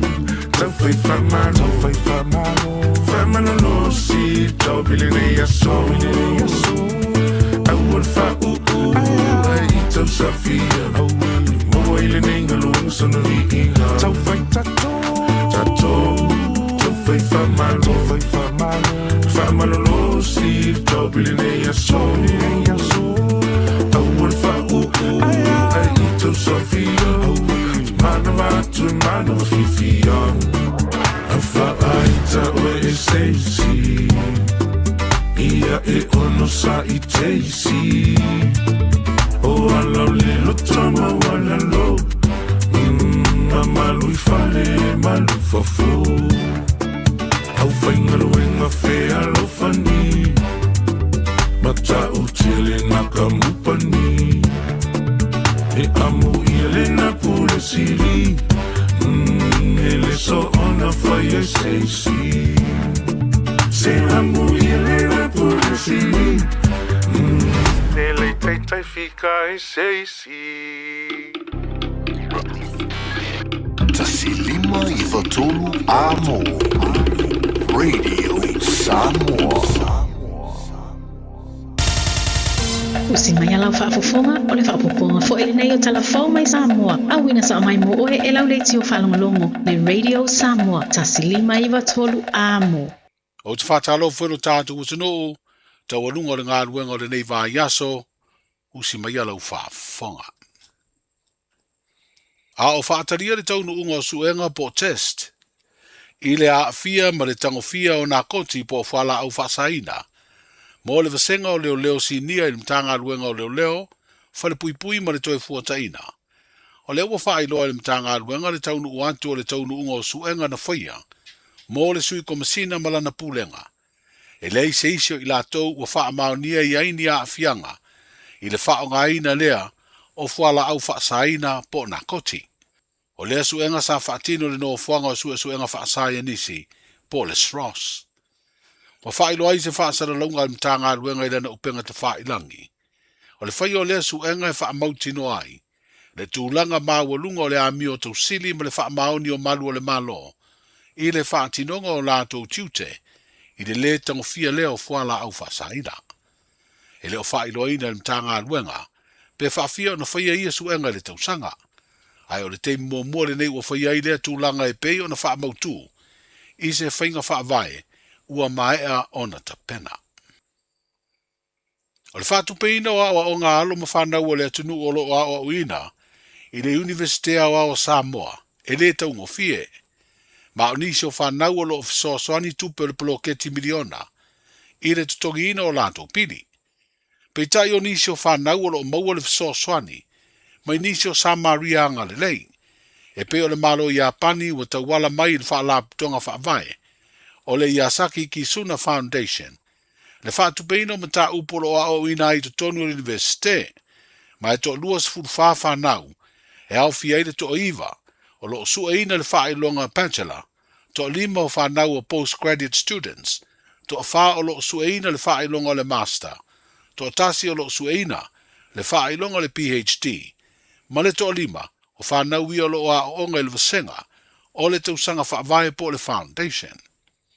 O le sui o le malo i Apani ma le sui o le Yasaki Kisuna Foundation, na a wai se saudinga, na whaelo ai lea fisoasani o avanoa Sikorasipi.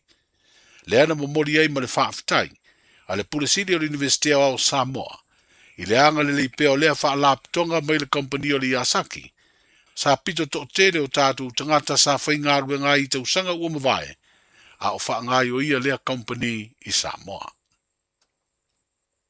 I le lua le nei o vai aso sue ina i lumo se laulau o whaatonu.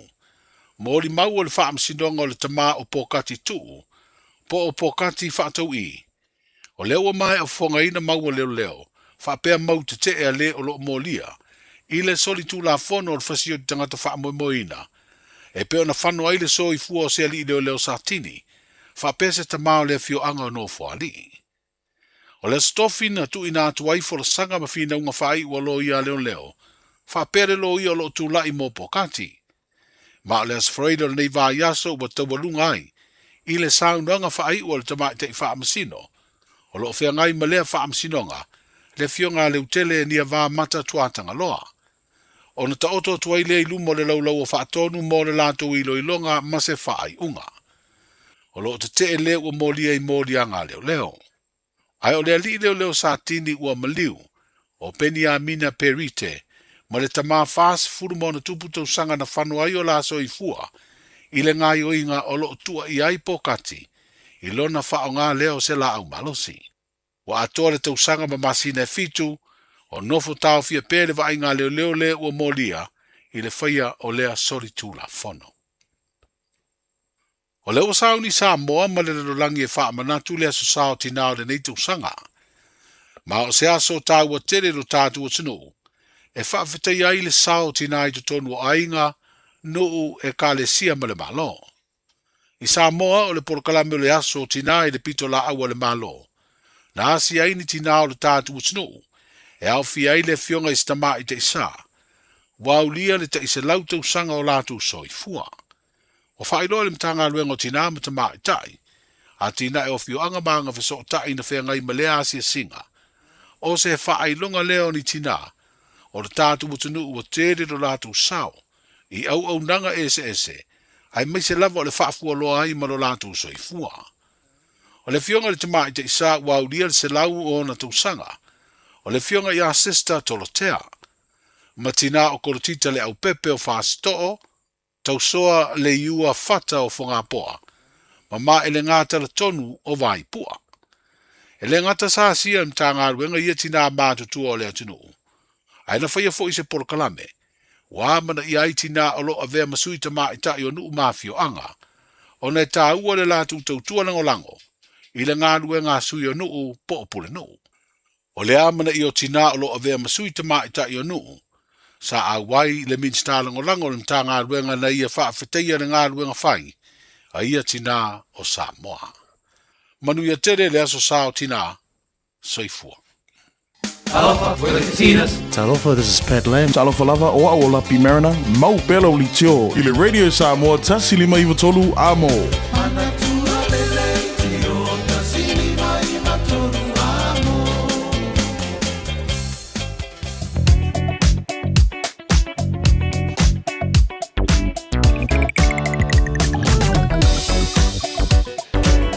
Malor foi avita bale nei time ala tai au va ya tolo tu mo so longa le me umai runga la wala le se fala lava tu na mai leo nei time ala tai au tan pisi fo la wala mo moli nei fala la onga nei tai au telo matua malo lon sai te pe nei nei fala mo le moli nei tai au avita bale fale mu le lo sai va ngalo ko se nei fala ma ave fa mo ta mai mo la tu sa le mu lunga la wala ma na ya la posene mo ya la pisi ala flow le me se va ngan power va ngalo te va tu le mu mai State Highway 1 city bound around Mount Wellington and Ellerslie Penrose on ramp.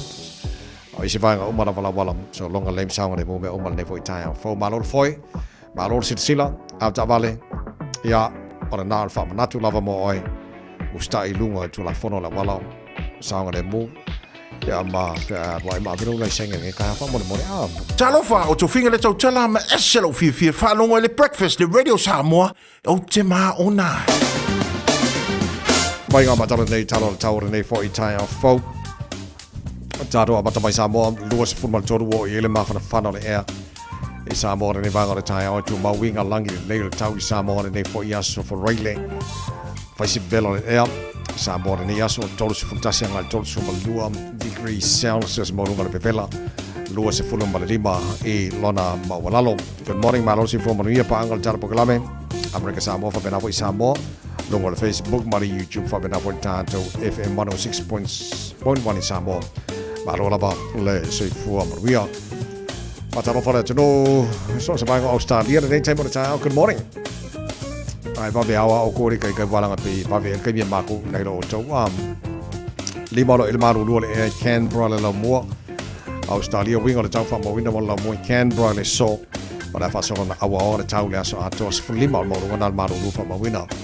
Mo Canberra le nei fo yaso fa filoi fa jalo fa pa ngal tar poklame so se vai ngol mon pone nei time le tai au ma lo lava le so fu mo ruia as fu tolo lo il malu lu nei time le tai au fa solo na awa pa una wanga mamani so taimi fu ono mo runga malu lu fa mo wina mo mon pone le nei as for Rayleigh ma maro na tino na lampa pa au sini Australia ma lo se fu mo ruia se fu lo il malu lu nei vai ngol le tai au Wingo le tau mo sini Australia le aso suru mata ngo fire la ne aso rosu tasi mo runga ma farfana fa ma wina mo sini.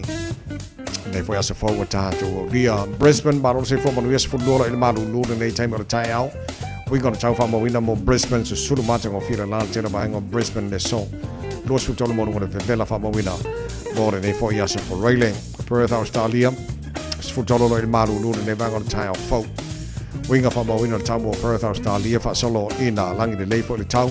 E le tene vai ngo Perth Australia lo sufa mo lunga nal de bella ya ole tene na vai ngo Australia mo ni so fa fo mai ni so vai ngo Australia no fa ma wa tu la ngo il tau mo to fa mai mo il tau mo to le ne fo yaso for right se val talo do fa fa sa ngo radio Samoa tama ki makauro au kilani mala mai fa fo no awa mai tau le time o tai ole se timo o wingo le tau fa mo wina tu mauna awa e pa utimo e mamafati munga ni so taimi marsa vide fa solo nang malosi mai le tulangi lea I matu e mafai ona olo na malosi se lau se fulu kilomita le tulai ni so taimi to mau loso mal tasi mo rungon mafan fana le fa ma wina mo o kilani le so sfuli mana na mawalalo tai pe audio le asui male tau langi le lei I tele vaenga o kilani lo sfulu mo rungon mafan fana fa ma wina mo o kilani le so tai au lo vaenga on tuatu le so sa fa solo na awa pa ultimo ni so vaenga o kilani fa solo na awa a langi de leira so fua so lua so lulu mana stoffi o le vai solo mana yato na pawa o nei a mata tu la so fua la va yato ala final la ngona ta to le maru lu le tau tu sai fa bonga la vai tau lo tu na mai e langi de leila ia le na vai so fo ia pe audio lo tu se fo mana mata malos ia fa solo ina tau maru lu la titi mal tau mota tau fa bonga o mana tu na mai la vai tau e le nei taimi ole tai hao ina was futa sida wata nei le tu la balu taro tala mai Samoa pe ona fa fonga le tunu nei tai hao a foi na MC o te pora la te popole la te fa sala wina mo pe tale tu la se fulu ma le lo la o le so ma fitu po ana nei ia ole fa tai foi e mori le sui il tanto ready sa mai pia le fionga ngal mana tu ma va tanga ve ti pio tanga ve ma no fa tai mole tu tu nei tai hao ma ne va so a to o avano lo fa penano longo puiri e Samoa ia tiro nei so se va ngor nei kelope ele tele melo tupu le atu pele e Samoa taru talana mai Samoa ole nei fo ias for Rayleigh le tau mo oil radio Samoa ina was fulu ole wata nei ia le tu la Balu usimaila whaafonga o taurunga ne mea so tātou wa whasamoa.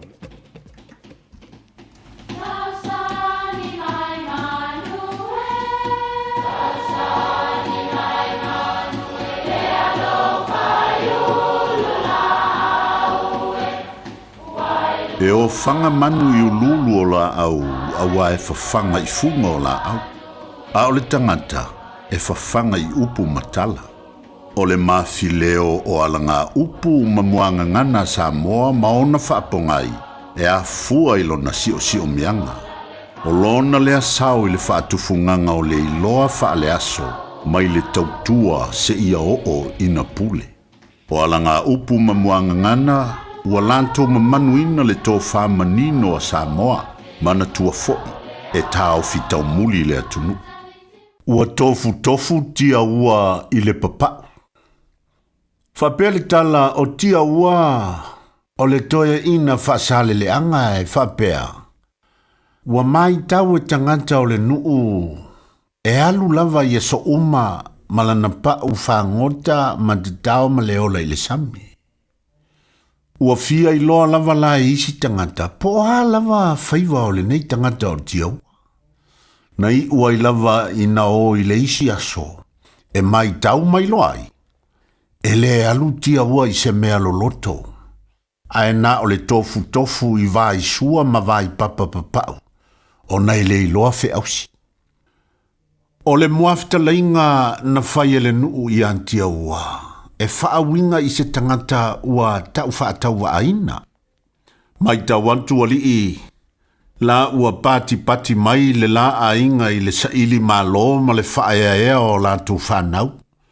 Ia o le nei lava e tofu i le papau lo tantou ainga e pei o tia ua. Ia e mawhai fo'i o na whapea. O se tangata sa ili malo. Awane i tofu i se mea papau.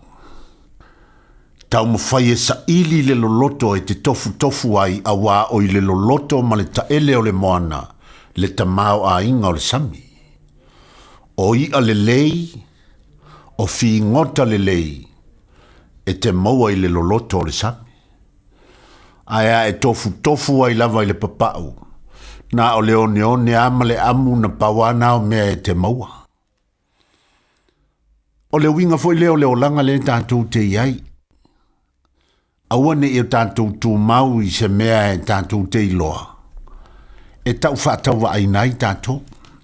Mana ia foi le upu a le isi fo i fai pule i longa o le antunu ua fa ilangi le folaunga le fionga ia le sante le rapi e fa pela na la fonga i le pale mene a sasa atu lava le asini ua mate lava i oe o le winga o le la fonga awani i tatou tu mau i mea i le mea tasi sui se isi mea le leie te anga i ai ai le o le nofo atu lava ua fia nofo inga o e iai lava i. A la lava i te nofo ai lava. E le ai se suinga le lei o maua mai le o manuia ai fo i le ainga. Ia po le nu. Ia po le malo fo. Ua tofu tia ua i le papa. Manuia lau whasonga sa moa i le ne yasu.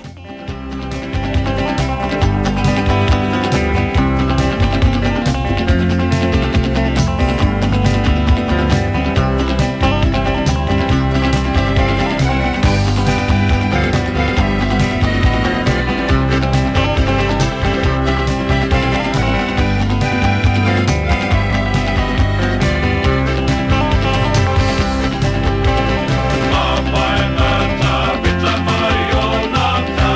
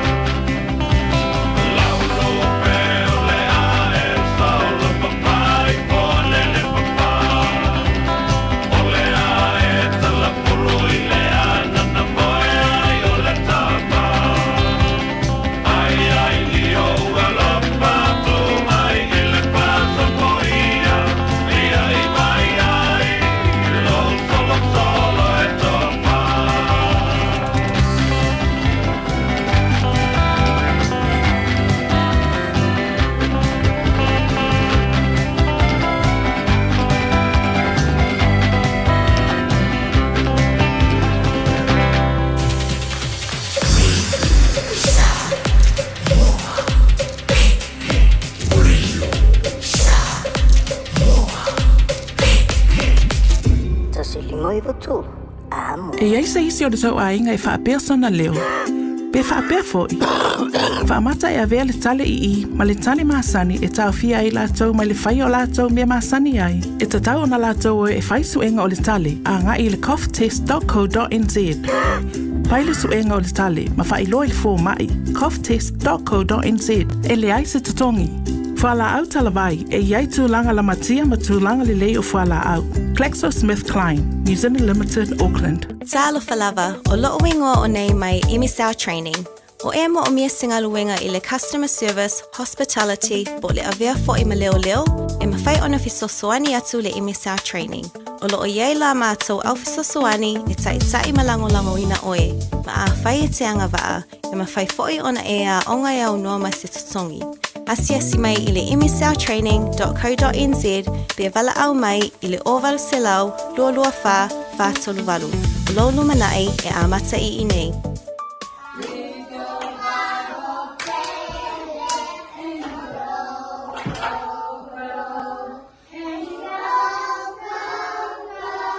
Sa ili sea o ngā amata e talawhea ngai mo lau whānau witi. Ai maise I taimitau ngata o le soifuanga. O le St. Andrew's Christian Preschool e le ai se tutongi. I oe e le ai se tutongi. Mo whānau ma le lua I le 5 tausanga.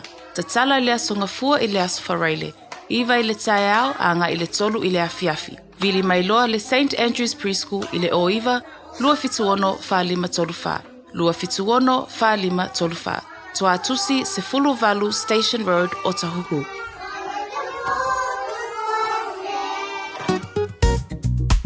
Ashik Homes Limited. Wala taimi mua le nei o mawhai ai ona rent to buy. E yeisau kiwi save money nei e talaf. E mawhai ona mātou fisosoani. O le finance e mawhai ona amata mai I le 5% le deposit. Whaatau sao mai I lātou e whausia whale. Whaingo fie mawawe. Ashik Homes Limited. Whafso tai mai loa Shemaima I le olua tasi lua fitu o valuli maiva. Olua tasi lua fitu o valuli maiva. Ashik Homes Limited. Amata ile aso mo se tae au manuia.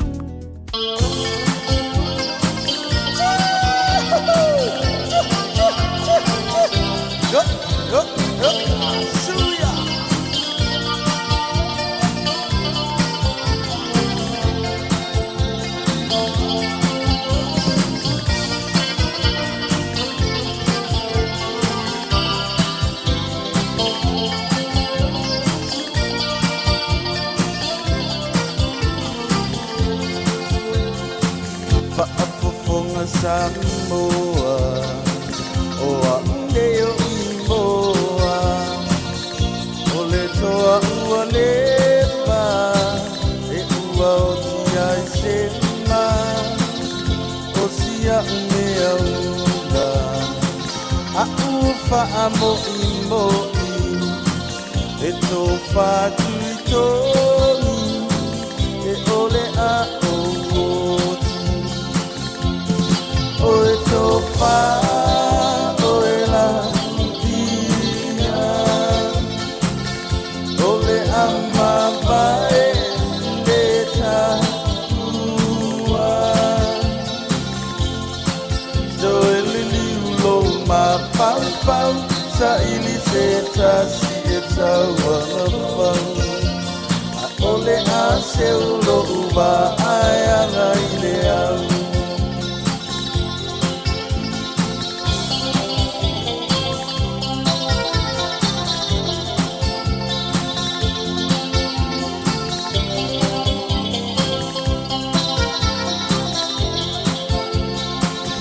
Ainga I le tai, male uru moenga, e malingi loi mata, e tangi o uanganga, I le tumalo,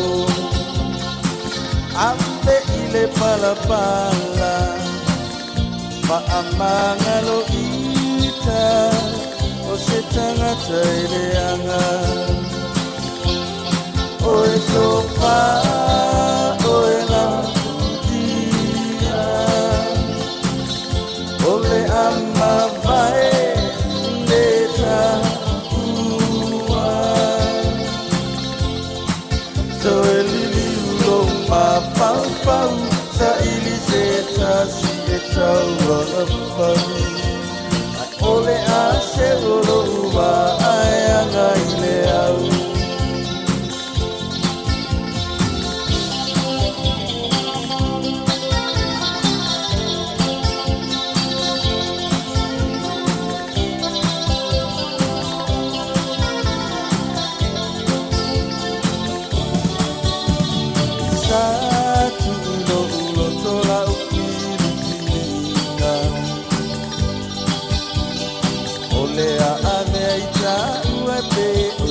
ainga a ole nei ua e se sole nai au whainga le pina ngā loe ole atua le oe o se topinga se mea lava a whainga ta ole whaiawa e moe le poronga ole loto ala i le tinga io o i le vare a pulo le sua vai vai so vaiva ai ale ai e ua laula ole mativa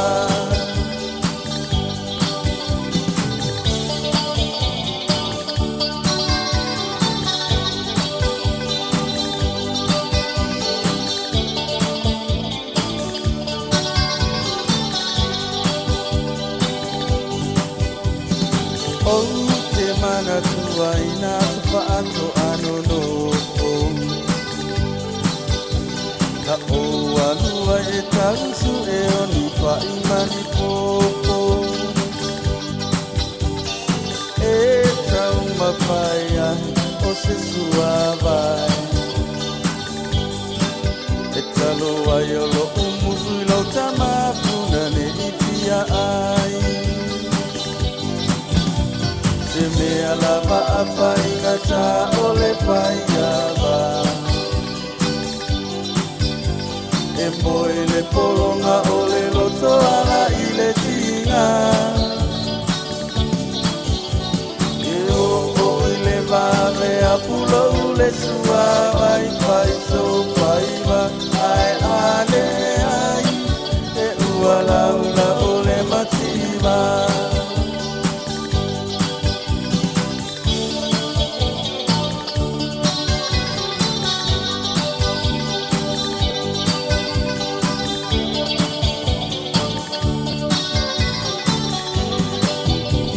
Whakatau ala tai ao mai le RSA na ua awhatonu le July valu le tautua mo aere sa mos falima e watolu a mo asa whareino vai asta i tasi o le tara makalame wa lesi moso oi ma le sunga so alo se tumua ia le fo o mama futa tu nei le tata potu whasalalau i le nei fo i tai ao fau ia so alo good morning malo si fo manu i le tai nange mata vai ia le rofo le tua wa tai fo i lo so i fo tautua nei tai ao ia fa kai ho ka fe lo ia mai se ka di kongo la e ma wo lunga le rofo le ku la ka pua i ta vai a wa i le manu ia ia fa i vo ta to ta tonu ta po inga e le si ta i ta pua male e matua i a waia lota manatu i lau saunoanga nei tai ao me fo nai le mfo na ngalo talo tai ao ta po inga nei tato matua tu asin sino sa mo ia wa fa i ta po ia fa i vo mru fo inga o le manuia le tapu inga ai mo mo le manuia mai le tu me nga le ka kalo upo le ku ngu se ka ku modi me ka ku sa se modi la pala po malo pe ka la fai oi vai lo se ia fe ave le nga ke le o ka ulanga ka mai ka in ya malo le usu malo va tai ne tai a fo o te lo so alo te lo so fin ngalo ai upo ala te no e te le aso ai la waso ia tara no ai le aso ala sautina ia te lo fo ia ka karkara ngo fo ia wa te le tina o tina o la tunu tina la no langi ia te no o e ke fia ka ngo tina o tu spaia e mua o si o tina ia wo umo si o tina ia ai o kero ka ko o tina to mai wole fai me akere ai le fai. E fa ku fa nga ai ka fa to ina. Dad, it's Mother's Day. If America de kamalo my mother is dead. Ia. Ele fai ona to wai lalo le tatu. Ia, sa le o tama. Fesidi mo o nga amakangi me o sa kinga. Ia. Fa oli nga mai. Penga ka ngol vaso le o le history ai o Europa Northern Hemisphere. History pe ko. Au pe America le sa wai fa penga amaka foi o Europa ngelangi. Ide afe valo selau.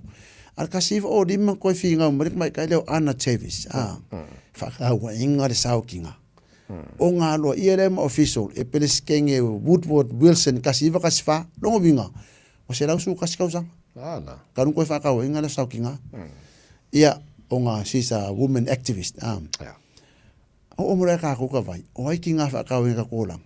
Ia mua kinga ka mai kinga fa nga melalang. Ia kinga malo, a kinga ku spa ia. Ka vai. Ka ko dea. Malaya. Ia ka nga ka sa mo e de mga ia ku spa ia. Me mar kai mi. Sawa. Maka ku spa ia o kinga ma ku spa ia. O Eva. No ko venga Eva akam. Wa. Sa wolo nga la fa ngau. Ia. Nga fa se wolo nga kaingo. Nga fa se o ke kaingo a pet.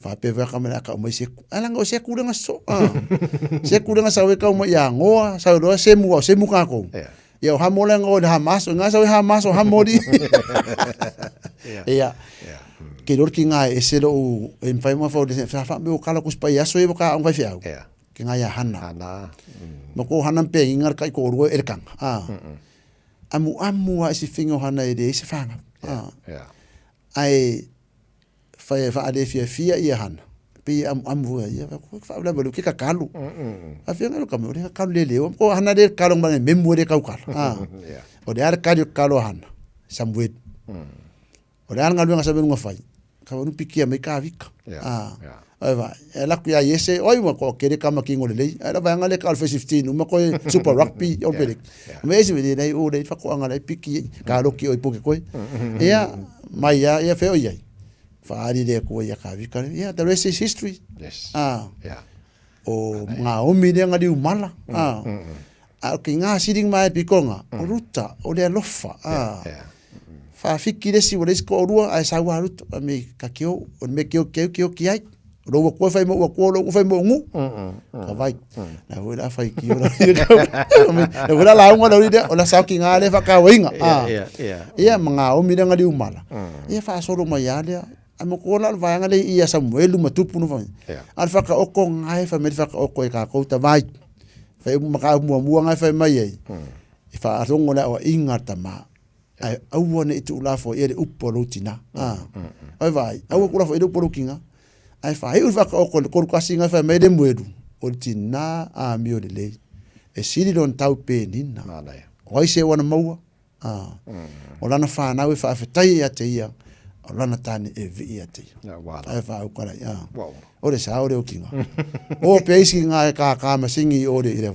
il casino ya fa kadia mum ka vai mak pes ya ku vai nga kinga ya wai ai sa wa ya I mean ya tala ya mere le ma na fa ne tina je na fo le tangi al telo tina sa mo e mul tai fo ya o nga tu spai ia ma fata ta io lato fo I winga wa le mere le na o ani le sona le mani mere le fa ti na tu spai wa o mai fo ta to ya ta to il nei fo I o langa lo ta to ya o le maru si anga fo le ka ko kalesia I le fa casa ma fkanga kinga me kisi ma fkanga le uso fa penga fo ingisi o kalesia ke le io le sao kinga wai ia po le amalea a le se kinga ia esa o ko io ki fa o malo ka mare ia anga no ki nga lava ia no ke ka ko ele fa es fa fia poco se si pe ba mai arfa fia vungan kar ko ai u me dai u ki nga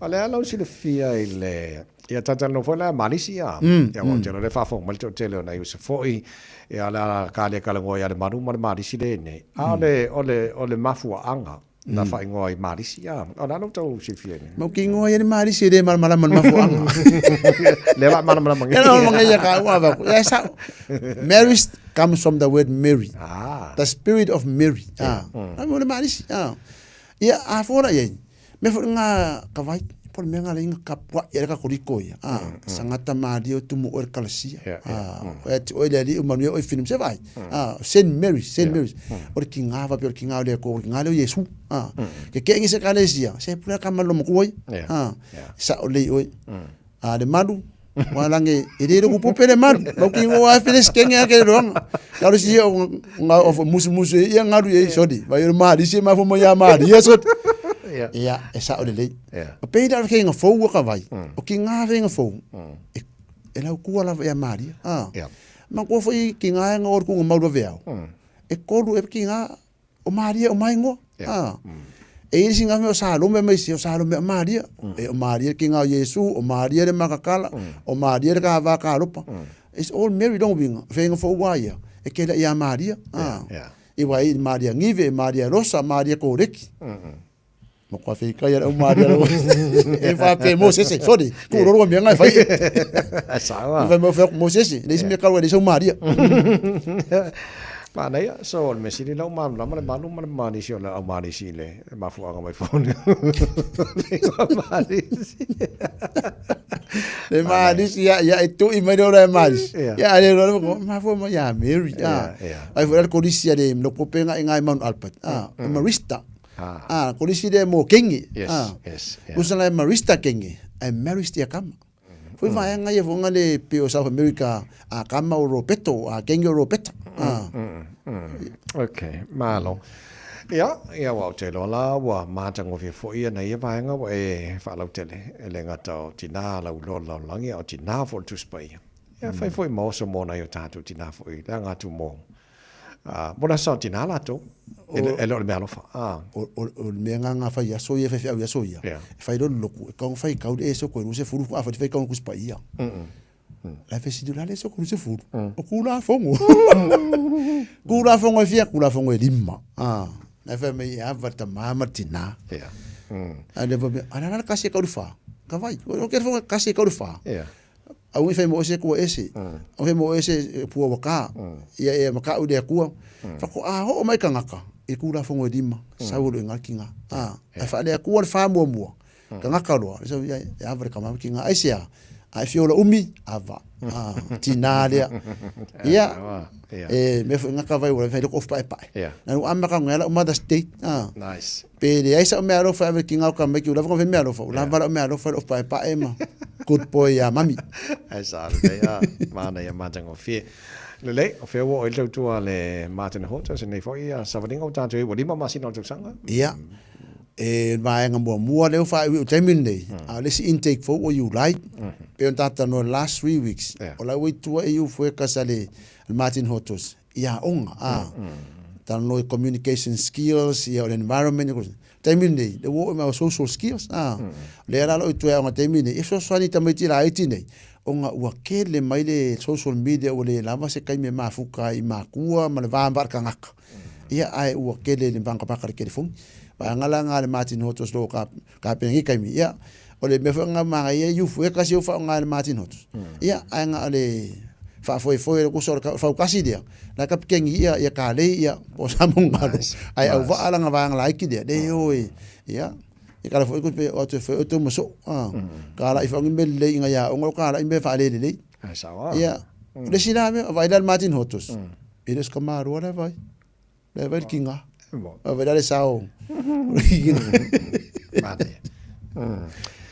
malo le o tarsiera lo fole tuo ia li tina o mosa mose a sa tina tu mi famlia fa pena foi ona vese vai nga so alo ta vai fai ma fonga ta mon molio sa mon ngano malanga Martin Hotos pro foi maleta vatu ia fa manu yanga la sa tina malava ka ko ke fa ka lo ngai vai fa mai ki nga ma ko ki nga la ki nga mo i ma au fia ki nga ka ko amar kamanga ai ma kau ki nga nga la fa mai o ki nga ko ngor ai nga o backbone le ai nga o la kanga le ai nga ele isusus kama kikis kama susu kinga me erkis ia manguela sa kinga era sunga ta vai me ainga fa pe foi fa mun atu sa tina itina umma Samoa ia me sur tato maftanga le tio nei ia mai uma lavo do tato mafuta fatasi ia manuel ne ia so ta vai me toi tura le aso ia fa foi me kala so alo fa le kongu kinga nge ia so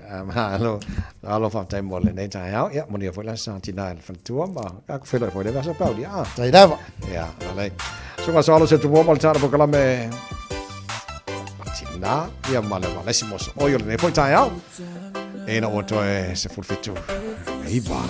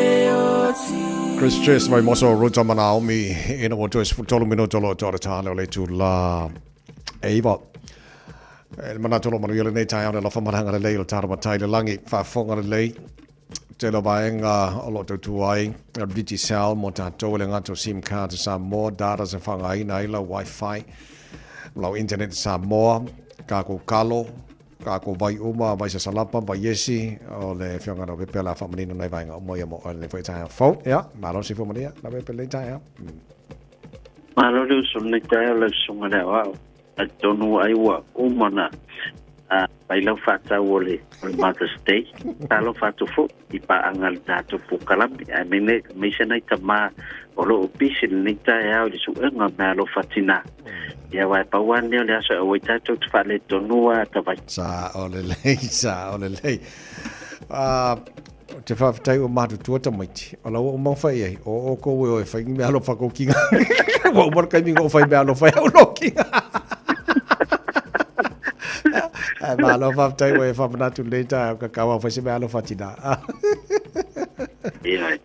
tai le se wodi no la loi I Wellington le matomaliu ai la matangol vayaso ya ci le le se wodi lo Wellington ne va mai fa fe la mato vui o matuale ai ya se cade a vertina e se tu pe fa se malo fa vai a tolo ye ai uma fe a wotina ye fai le vayaso ato alu fai uma fe una alu fai lancha tamiti alu momoli tamiti lao sa furu ipu atanga me yo ya matua te ya vai tina voi de to tu nga fe swa I don't know oi la sa fa melo matina o ya fe so melo fe fai oi ai wanga le ai fe au na fai la so atorte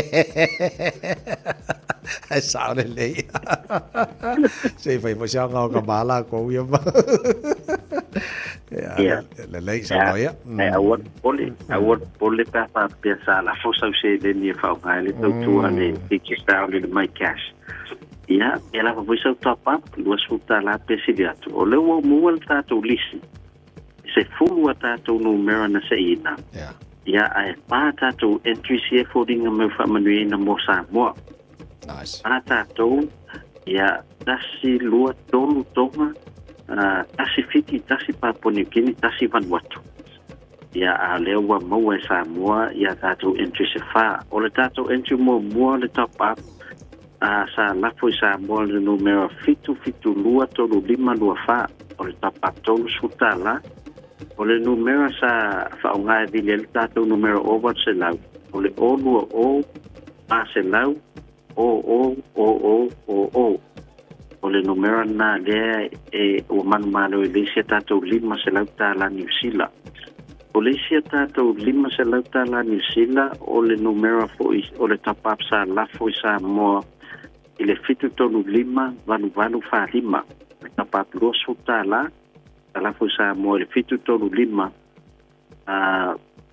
valu fa lima o le numero New Zealand sa fa nga la foi top up o le o tasi o tolu o fitu fa lima ono o lua tasi o tolu o fitu fa lima ono mau foi de lima se lauta la New Zealand ya o lo ye malta to entry lea o le seleni sa fa nga la fo ile my cash at the sali sa mo ya o le address solo sa wayo foding mo po lua Wellington la fo seleni ile fitu lua ono o lua tolu fitu lua ono o lua tolu ya o le swafa lo le stala el tato account lea o Annalisa Liva ma lima se lauta la New Zealand ya lo e fai Malaysia tato entry mo sa mo tapa plus sutala ya sa papel ona la foina ile numero itulua o tufafa lua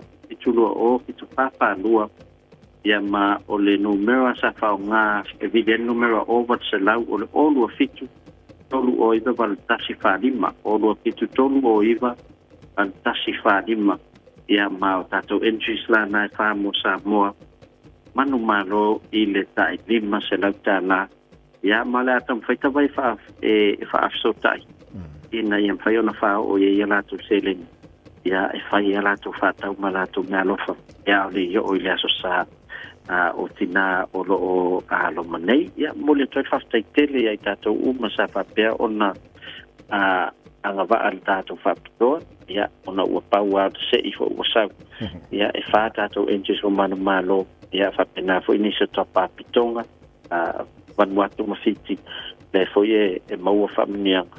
Ia, o rato e tā pena foi sisia tātou whapitoa. Ia, e masalo po se sirua pa ia so watau foi na a mata tawai. Malo, whaftai. O nisi whafsini mo le tātou talo, ma le tātou ma tātou vai sa salapa, ma nesi whamon mole?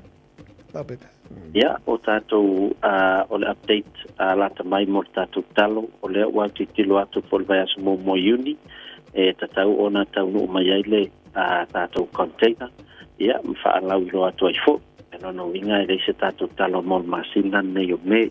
Ia, mo tātou umalo o sa ili ia le se tātou vai esi, vai sa salapa, hapena fa tātou mawinka. Ia, vai le tātou tui sa mau bakery inai Avondale. Ia, olo o mwhai ona mawai tātou vai mo tātou le West. Ia, le ngata whuna o le Island Bikes. Ia, ina I Cleanliness.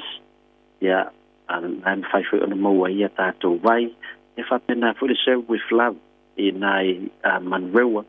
Ia, olo maua foi tātou vai nā. Ia, po I le tātou SSAP, I le sei o riana I mangele. Ia, olo faithful nā ngā ia e whatawai tātou vai esi sa salapa. Ia, ma le tātou Moringa. Ia, o nisi vai olo e manao miele o maua lisi nā. Aso tai hoti e tiap ta vai ato no lo mo e se tato vai e sosoani mo. A bebe fa malo va tai mo le potine ni tai au. Ya, maria ya le weekend. Ya maria foi la santina le faltua, ela fat. Yo. Ya, maria foi ta penango o le sat na ta ma o malawa o lo mafita matato po kalame.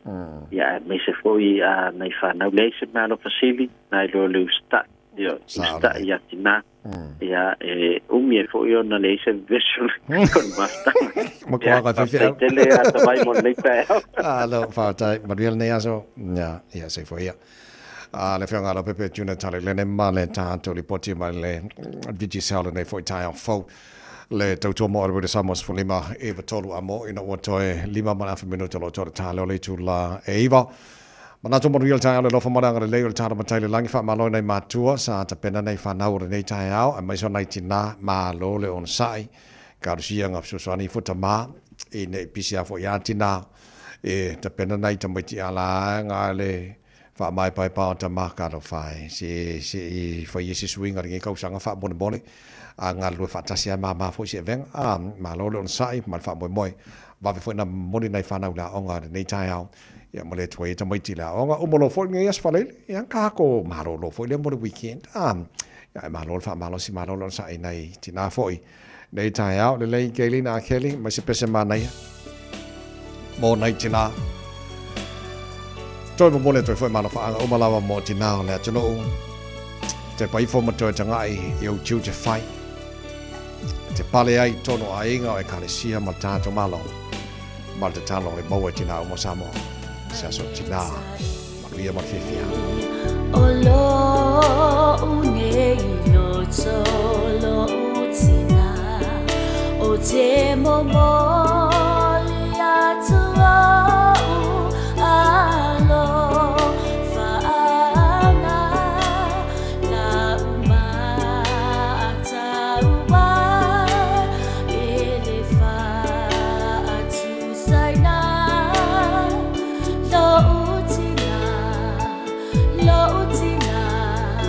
lo vola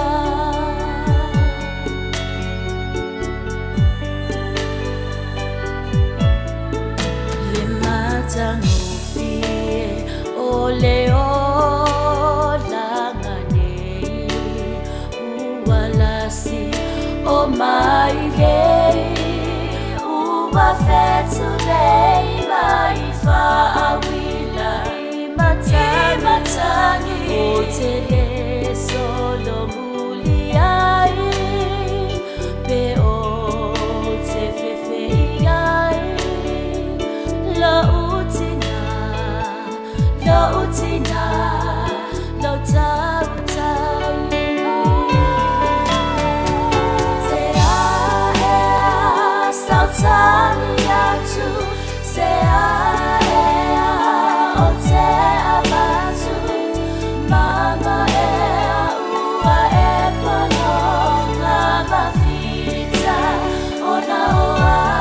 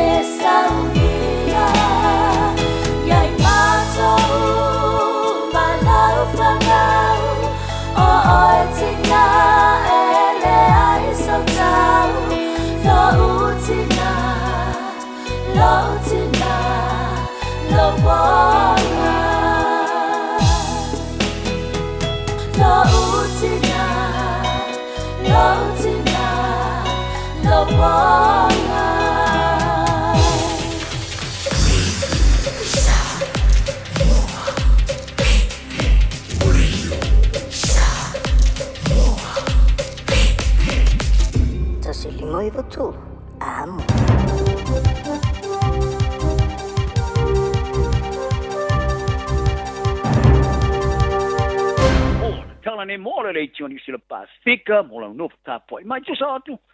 Mai Melbourne. Wa fat teleina ile fainga ni te ulo pa tele actor David Seymour I fala tongo pastor longa na malo.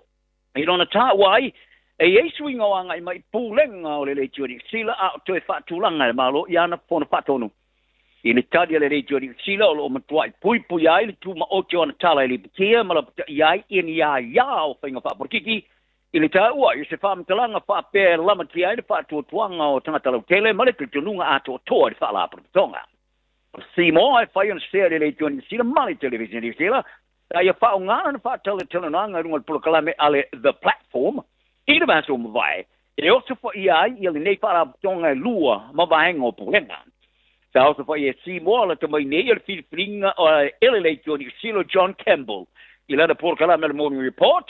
Ilona falia sta lenta tau ona yese fesini lona fi blinga pe ati tiro ya initi singa tatu sie Campbell mumwatu a ongalu e televisi sila ile wa fema lufutolu sa tu sia ya Campbell initi singa fa tio nai fa pinga mano so vatasi ile fa matala nai oni ta ya matwa ngao I mani ajia ile fa matala sia ile tio ni sila sa fa ya ile te fono o sa mu este ti mata o le tuma onti o tu stala matala le jori sila e tawo tele to le ai mate tu na inga e foi ai o pui pare mia tu sina me maulo mo tu ia su enga fo e fai mo tanga to tu fa fo e maranga mai e talo sanga mo ti tene ni sila mai le tau fai ungo le tau sanga fo o talo sanga mo ti tene o la su ina mata fa yoi ma no le maua ile ave mi tseni le mana mi ele fitsuma le lima paseno officiali sao le telina ina ia pasti ai.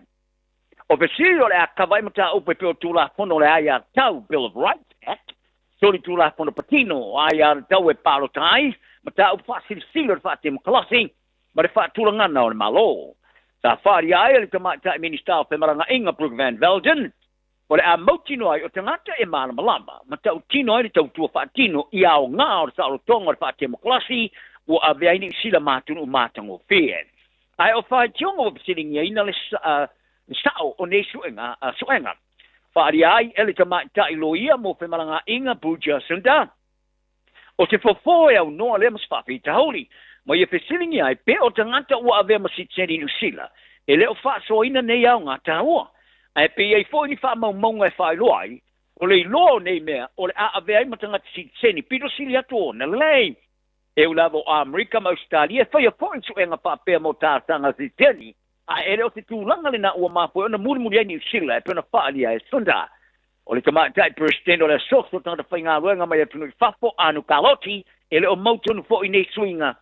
Mai ta wai o le peola le i le olanga file mo i sila. Ma le usta io tu la fono. E le mana o mienga te whai i suenga mo ni vaenga. Ma le taime sao ni atu ai tangata mo si tseni. Ua mai alava wha solo i nei suenga SS. I le telo taimi. Mo vita SS pena ta wai kaloti. E sa wharia Watson i le programa le morning report. Wa na o te toi te ungo swing o lo tilo. Iai o lo vaia i se tano. Ai o le tamerei. O kampania ta ina i le toi te wino nei suenga o si tseni po. Walonga iai. E te tau ia i lato o na mawhai. O na alfia i a whainga whai mamango. O pesile winga ia e palo tai. Ma le whata o tonga o le whainga malo. O le aofi ai matanga te ataro stanga ia. O na pasi e fitsu malimpa seno pesile tas a pasi ai. O le tau fonga fōu mai na matanga runga mata upo le vai papo o lato whalia. O tangata ataro stanga o le ao atula mai le whaono o na tomo whai e pasi ni suenga. In tono le vai teino le lua tau sanga. E pe ona vai vaina i le leilo rifo ma le tau spuru hata whainga ruenga. O suenga e o tula vai le umi le fasu 5 minute e te tili SS e lua spulu e whaia iai le whiringa. O le tunu Costa Rica ua avea mātunu ulona suma le tolu le whengainga mo whainga paanga le Pastika le Comprehensive and Progressive Agreement for Trans-Pacific Partnership i o loa e whauru whafo ni sila i le atunu i Amerika o ngā tonu o whata o te benefiti mai ai i le tautanga pō. Ua avea i mātunu ulona lua e ioe e awai i lea maalia ngai whafo ese maurua i sui awai o le whaabtonga i se so o tuai i a Peritania. Wharia le minister whaatua inga ni sila Todd McClay. O le winga o le maalienga, o le silia le mariva su whapasene o loa e whaau whafo ni sila i Costa Rica. O le asa o loto e unua mani tu perotongi whaalaponga mai lasa momo lama e whaamamalu i nai le lua whemale rufufitu. Mariva su mariva pasene e iai ki tonu o le istiiva su mariva tau sanga. Mai e tā uai, o le whaau le whaalau te le atu le maalienga a le CPTPP. E tā o tele more olo le sao fio ni sila i maketi e manana oai. Te siai mani sila o ise tunu o sui a wai le malianga Australia, Brunei, Darussalama, Kanata, Chile, Japan, ia Malaysia, Mexico, Peru, Singapore, Peritania, ma Vietnam. O se tinai goa sa ia whaposteo na e solia ma whanoi le olo na lava tamai ti pepe tolto sanga a whaasol murilan ta avale lo atu lava ala ta avale fale.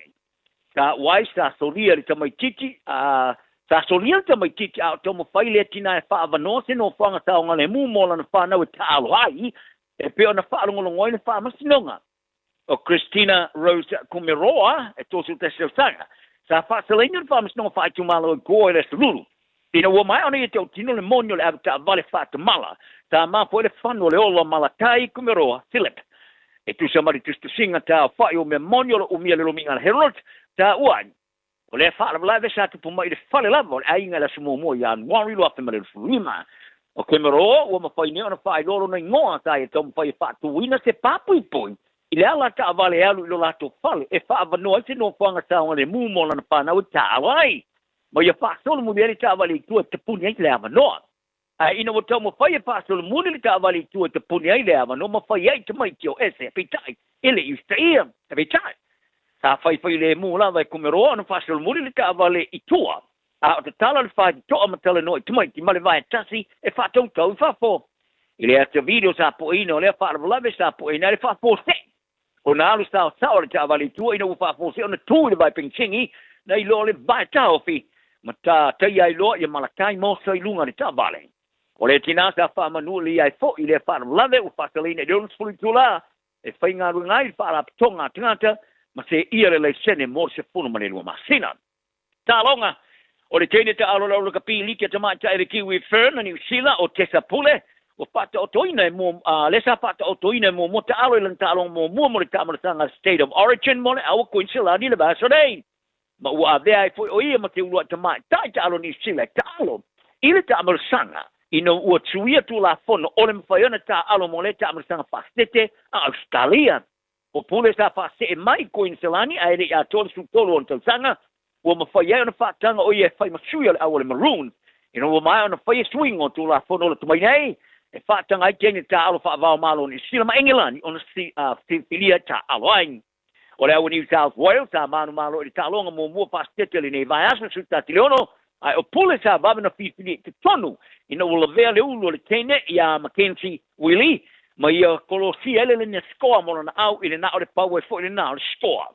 O le tama ta i lus fulu te usanga sa ta alo sa ta alo malo stele i le tisama le 5 minuti o le ta alonga sa ta alo ai e au fia mele tolos fulu ana poe wha ni telepeina le pui puinga ani South Wales ma le se lau mani ona mita le tamo mita sa tamo e ai o le ta alonga lona lua i le vao ni awe lua e whai ele sumari wha masina ne o me o le iso ingoi longa i le kapia tama tai wala to wha ingoi ina le talo sanga le wha ngai no se polo le kapila i tiatu mo le latu tamare sanga o le series i o le kapia tama tai o au tai to sumalini ma le W15 ale kerope Global Series i le tama tai a Zoe Harrison o ia wha ingoi o se wha unga pero silia tu le ona leanga o whaia o le la po o le polo e wha sumalini lima le ai tu sumalini tolu pasene le ikija tuai i le polo le kapia maksani ai tu sumalini mamafa ma le polo e lima la poa o le afa nga ina mo le tamarusanga ia se tema mo ke topa o le fa unga ina o mai o na fa fa te inga le kapia le rangi mo tene ta alo ile ta ile tamarusanga le kapia te fitu fa nga ile polo ai o Harrison o le kapia le rosta mo mo Engelani le ama ia tele se tene pitu silia tu le ona le le ina lo rangi ofu numero full pa te sei ma le tene longa Engelani ya Mackie Alfonsi wala fa yo ina le ta sanga o le tino le kapia ale lo rangi Ari Harrison le BBC o te whae unga pero silia tu le ona le anga wa whaia. Ma ia ta wai o le maa i mawina o le taimi. A wa o alatu tene ta alo huka e mawhai ona latu tongi le polo i tonu. E mawhai ona latu paseina. E mawhai po ia e latu ona latu kikina le polo le pou. Alfonsi sa manu li polo rangi do rastu marpam mo ingenani. Sa ia tu se alunga lo penga tu se inga e ioi nane manatu soui. Ma ia ta wai e leo se suina e tala whenga iai. O whaabau ni anea for wha tonu le kapi Union New Zealand Steve Lancaster o le officer city fo o le whaalabar butonga o Lancaster sa ave masu officer city le kapi New Zealand more ono masina ina o wha ma vai o officer city mo Mark Robinson a wha mau ni ai le te foro le kapi New Zealand David Kirk o Lancaster sa ia wha ailo sona ta inga wing ese doi mawununga tele lona wha tuatuina o Lancaster e umi se teimi o vema pula lo kapi e au piaile a vema te iulu o vaanga o whaatinonga maulunga i lo kapi al Crusaders i le vāle luafe maleono male luafe matumale lua so o neai male la kapi a ka nata tala nao ne yaso manui ala wale tunu that's news in Samoa Talofa o to finga le tau tala ma eselo fi whanonga le breakfast le Radio Samoa o te maa o nai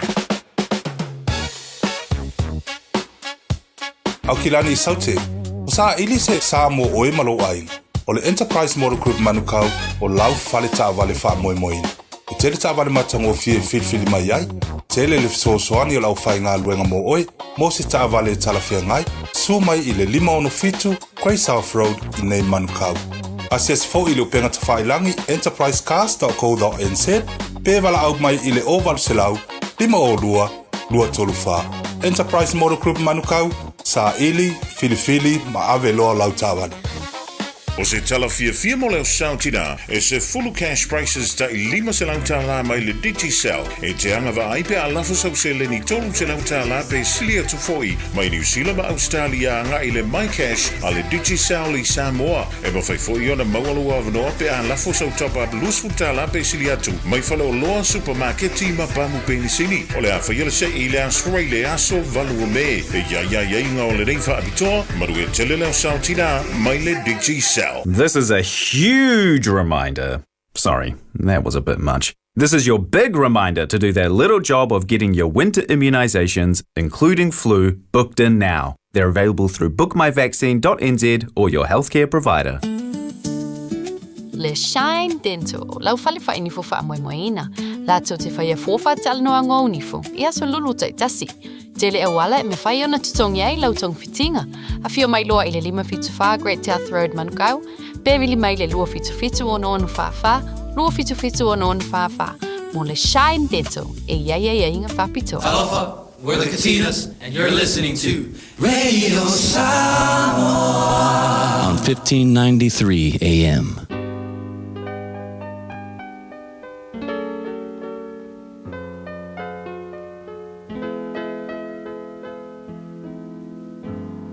Faitawina le upo le poto no le tautua matavela linga Fusi and Sons Funeral Services I Mangele ma Samoa. I taimi o mawhatianga ma whaanoanoanga ona o le maliu. Manatua linga Fusi and Sons malana au nanga o le a whaamama avenga atu mo oe ma le ainga. Wala au I le telefoni lua fitu lima tolu o fitu.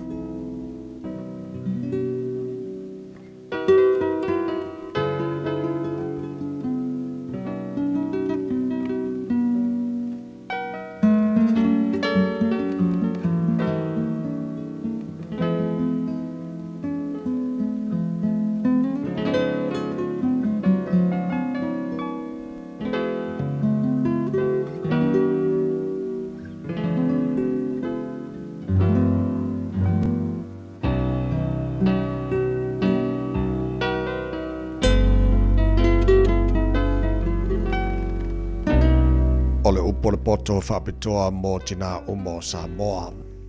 Whaitawina mai le tusio whata oto, lona mta upu e tolu se fulu maritasi. O lona autu o upu o le mweli I le winga o le avarele. O upu o le mweli le tupu o le valo anga na o inai o ia e lona tina. Sia esa upu I ante oe lauta mai. Sia lava sa upu ia te oe na whanau I lo manawa. Sia lava sa upu ia te oe le tama na o tauto ai. Awane e avatulo mahalosi whawhine. Ma o wala I le me whano ai tupu. Le mueli e le ono I tupu. E le ono lava I tupu le inu waina. Po ali e manao I le ava. Ina ne inu o ia. Ona ngalo I le o tula fono. Ma whaase se le whinaunga o se tastangata wa tingaina. Awatu le awa I le amole. Ma le waina I le o tinga le loto. Ia inu wai o ia. Ma whaangalo I lona matiwa. Ma ia le toi manatu I lona popuanga. Ia e tau tala mo e ngungu. O le whinaunga lava o I lato uma wau matua. Ia e tau tala, ia whamasino ma le tonu, ma ia whinau, mo e ua puapuanga atia, ma e ua matiwa. O le avami o le lei, o ai ea se ua maua, e sili lona tau I menina. Ua whatuatua ia te ia le loto o lana tane, e le matiwa o ia I oloa, e anga le lei o ia ia te ia, ai le anga ia so uma o lona o langa. Nā te sa idea fulfulu ma moe malino, wanga lue ai o na 5 ma le fia. E tusa o ia ma waa o le whatau oa, e ma maole me au ma iaia na me e ai. E tūlai foi o ia a o pola ma watu me ai lo na ainga. Malenga ruenga o tō fia I ana au na teine. Wa maana tu natu o ia se whanua, o na mawaile e ia, o le fua ona lava 5 o ia whai ai le tō vine. Nā te fusialo na surunga titi le manosi. Nā te whaamalosia ona lava 5. Wairoa e ia wale lei lana tau, e le mate lana la mepa I le pō. Watu e iona 5 I le kisuro, ma ua tango atu ona 5 le peleke. Wa whaamafola lona 5 I le ua tingaina, watu fo iona 5 I le ua mativa. E le fefe o ia ona olona ainga I kiona. A wawa o ofu lona ainga umai ofu momo. Wa fai I afu mona, o le ia bavai, ma le ia pauli, ona ofu ia. Wailonga lan tane fai te toa. Pe asa fai o ia whaatasi mo toi ina o le nuu. Wa fai e ia le ofulino. Ma whaatau wai. Wa watu fo e fusi le whaatau oa. O le malo si ma le mamalu e fai mona ofu ia. Wa ata fo o ia yaso o lumanai. Wa tautala o ia marpoto. Wai lona laulau feiva le tu la fono le alofa. Wa vava ai o ia ia mionga alona ainga. Ele ai fui o ia e me ai e pai e. E tula e mai lana whanau. Ma whawhetai a te ia. O lana tane fo i wavi vii a te ia. E to tele whawhine e a mio le lei la tau. A o oi. Wa whaasiri siri oi le la tau uma. O le mata ngō fie pe pelo lea. O le mea whatau waa le la le lei. A alfa fine wa matau i leli i e vi i a lava o ia. A watu i a te ia le fua ona lima. O ana ngaruenga foi e vi i ai o ia. E whai te toa. Ua awi na atu le upu o le poto i le nei aso o no le langolango mai a linga Fusi and Sons Funeral Services. Ua mawhai o na tu whātasia o au nanga tāla whea ngai i ni tautau ngō fia tele. E fiso soni atu ai, a o whea ngai oe ma le popole ma le whememea. E mori whātasia atu ai ma wha mai senga, ma wha mawhana whananga mai a linga Fusi and Sons mo a inga uma o Samoa ua whea le maliu ma le oti. Malau mai loa ia lingalinga Philip Fusi lingalinga. To ia whaapō lingalinga, to ngia si ulavea, pesusu mai i le Luas Fulvalu Canning Crescent i Mangele.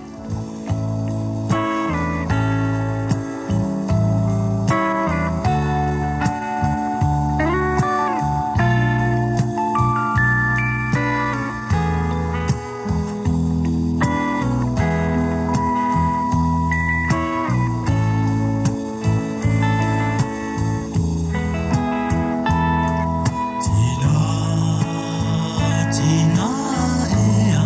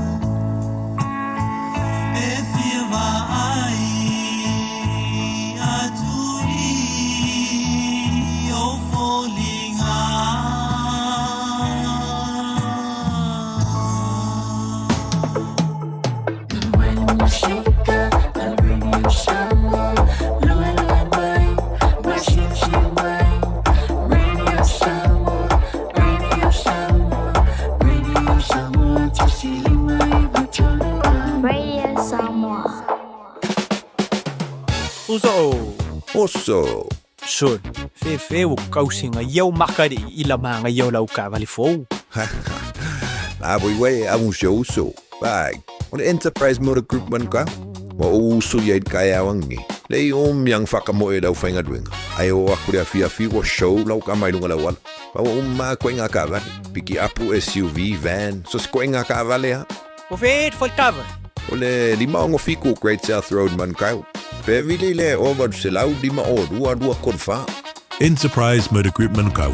Sa ili, fili, ma ave loa lau vale. Ooh, it's an ad break.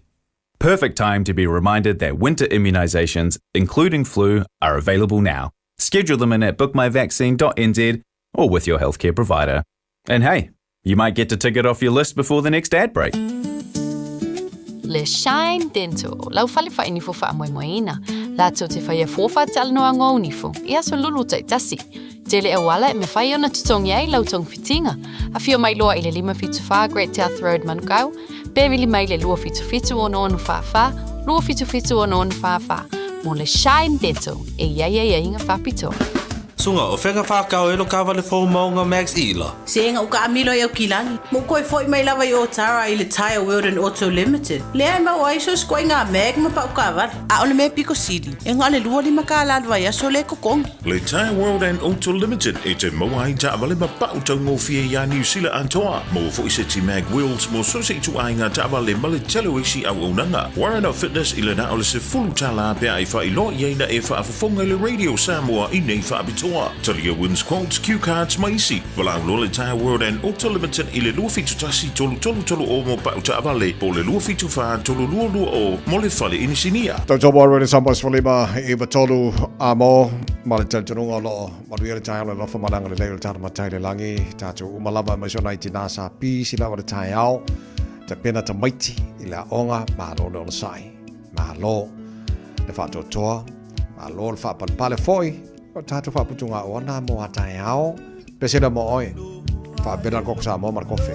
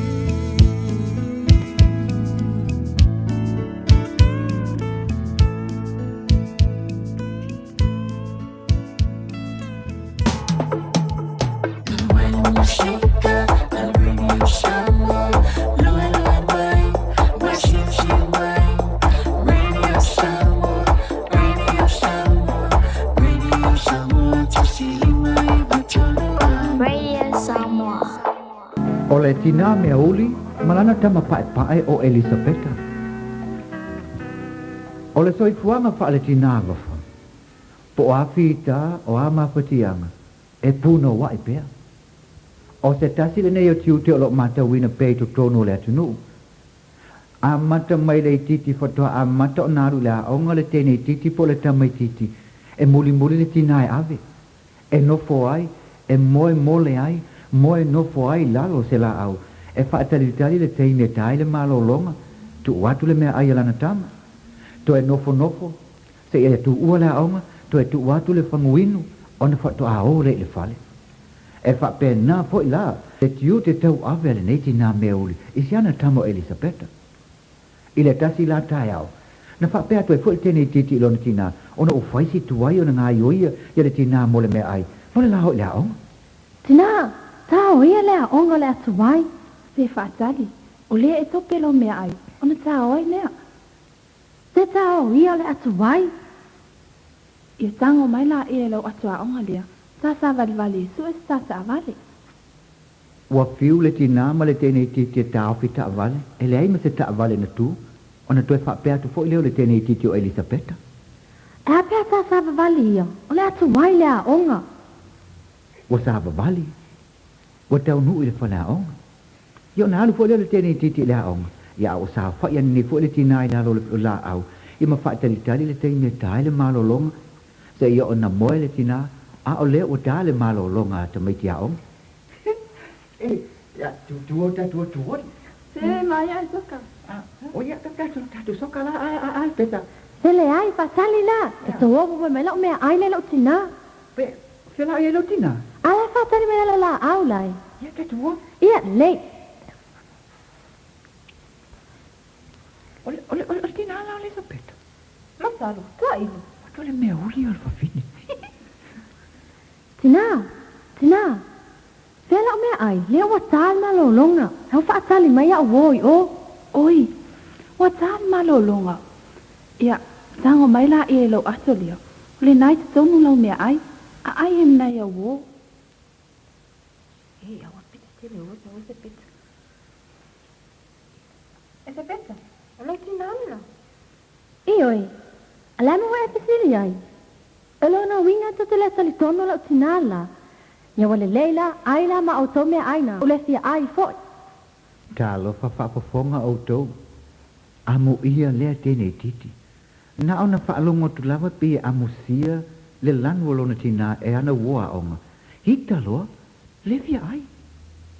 Ta alo sia ia ave ai whapea le loto alofo nei tene titi isi ona tina. Pei tai. Pei lava ona sila fia le soi fuanga nei. O le fuata molona lou. O le taimi foi mo lo langona. Ia ta ilo. Whapafonga ua matua le teine. I le tasi la tai au. O le fura la alu teine dutu i le aonga. Tina, e lau laonga. Elisabeta, malia lo loto. Alu le aonga. Se ita leiva. Ona o walwane le il fale tupe. E tala mai se tupe. E fai e sau mea ai. Ona o walwatu le mau le aonga. Se o te alatu tene fia ai? Elisabeta, o le alme o ele fia ai le nei aso. Se e whamel pula aonga uni to e latu se si o fila aonga watu me ai? Whafofonga au tau le tali. Whai mai o le tula fono le pule aonga. Ta ilo. Ia ai longa i se pule aonga e whape whaasa se tina e luatu e watu se whaamalo si tino asana tama po sonaro i le aonga. O si pea le whafofonga. Uma o na alu le whale tupe sau le munga la tope le mea ai e tuli le teimio le malo longa i fia ai si ana tama. Matua mawa e le alofa o le mea nei o tina. O la fo i la o sa wali atu le munga la ave le mea ai o le tene titi. Po le teimio Elisabeta. O no o lata le teimio le malo longa. E tau nu ulo i fafo le pa. Ai talo fo i le malo longa. E luatu la u fai ta alonga tene. Fai atu oe. Se mai tau potasi au ia. Ia manai foi nata tu ota to soka. Tina. E se me te mana oi. Ioe, se fa mole lava. Watu lava e fai la utama la lo Elisabeta. E sau e watu la na mea aile sau malon tina. Oia sa utama Elisabeta. Ioe, o la utama moni lava. I fa sali atu la ina sa o le fai ai. Faftai. Nei, ele voli a. Elisabetta. Elisabetta. Olha. Fai mai la tina me oli la le tal wata mai la me ai. Ke valea. Nei no me ori sotina la fini le aulang foi papela sotina. Pelo Elisabetta le lo polantina, foi le la. Kala ru ko oi ole kama. Tina. Fai mai Elisabetta le fa pena son tina. Ele oi foi son tina. Ea? O se tala le na Elisabetta. Matua le anga le nei mea ua fai Elisabetta. Ai longa i loa Elisabetta. Munga la, ti munga, ai o fea ruai. Le mea ai le au ato malpo. Matua le anga le nei teine Elisabetta. Elisabetta. Talofa. Le mafatia ma le tui wa tu ina tu nei le tina mai lana tamo Elisabetta. Ai, o le tina. O le tangata e tu mo le alofa. Na wa ai mai loa fo tu watu le aonga le teine. Pei fo le ai ngo le ngalo umo na ti ngama mafatia i le tali na whaiane lana tam. Ala fo linga ata ne ma fasiliane i lana tam. Elisabetta o tu wale aonga. I kua. Elisabetta, e se mea ua tupu. Ea, ma fea koe la koe. Minga la wakwa i fu. Ta fe Elisabetta ia te oi. O le ale mea na e le alwifoane ia te au. A wifo lau mea ai le sa au alu atu maa. No fa yatu le atu au man watu na mea eu te lefi ai. Wifo i oi watu na mea ai. Fe Elisabetta. O e mai lau tina. Matua e le anga tele. Ai longa te iloa. Fe aluai. Munga lamti munga fe aluai. Lale nei meu e fai Elisabetta i lo. Lo lanton. No fa la lo fa le til tu. Wala suese me que fa. Elisabetta fatal mai. Talofa. Wa fiule tina e fono. Sa lilo yo na manatu. E moni le la mona wa yela na tam. Peita i wo ile fia masani ona la si tawla nga fa tas yai malana tam mo le matai le lang. Le ya masis. Wo il popa tu sa wa afale valu ona sa vali lo le tina sai. Sei fa fonga ile me wa yai nei. E mo wa tu ton wa stasio fa le kalap. O yela na tam tu ton. Fia dulu. 5 tala. Kang kaki. Tunggu. Aduh, oi. 5 tala. Tu sama tu macam. Tu sa. Oi, Elisabetta. 5 tala. Oh iya, ada linta. Sabotnya yo suara cina. Koi on. 5 tala. Oh ya. Tangkong. Kakak ni tina. 5 tala lu fan. Malia lo sunga. Na tina 5 minuti lava. So alu atua e sono e su e mai se o tamo Elisabetta. Pasala tulai. Leila sila tu perfecto te bertia. Leila la tua tel ton ma ole security ya anu fe ina faito 5 minuti la tua tel ton ale ai ino la tu le mai o fa Wale faftai. Oi, malia lo. Aya pe aya lu oi tum. E fai de teine lale e siva mai o. E fai e sa ola na wo teine le fa tale atu fafo. Oi. Tele mete sa wale sa ulima tala. Ato turia ole leo fa tu o tia le fa ya fa. Olo la to, tinia fafo. Alo gure fafo. Se fa mun mole. A fai e so tina. Ona fai le mele wo fai atuai. Leanga a o alu atu tatonu. E tuli mai o fafo Elisabetta. Ya wale lei. Ona o eta o mai le uputina. Ona o fa ta le tulai. Ya walo la sa Elisabetta. Faftai. O se va ai nga mata o dia le. Na ona tau mai la vole tene il fai to o lona tina le to tona fa.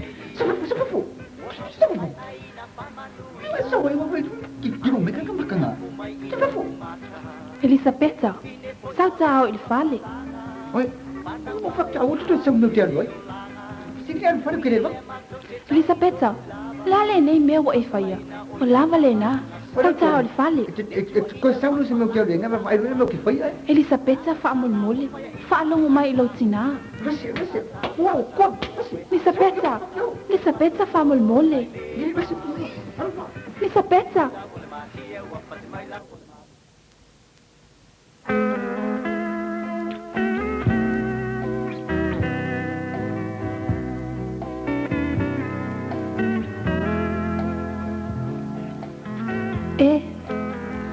Ao ita e pe wa tanga se mai o te tino le ali ie lo wa tu wai te fia o ilo ma fale fa tasi ma si o tamo Elisabetta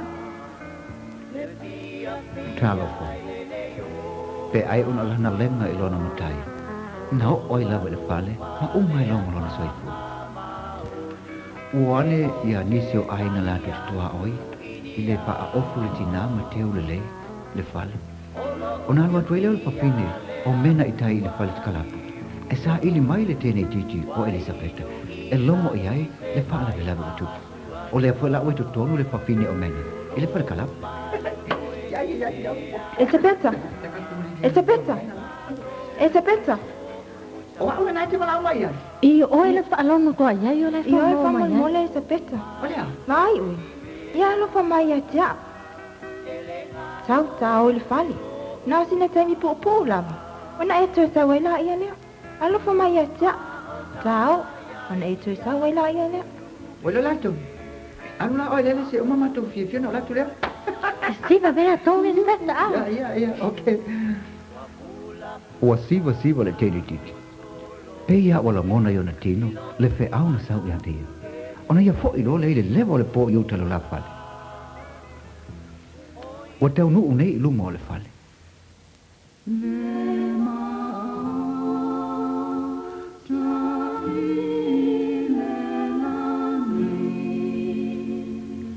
Se fate ia o ia.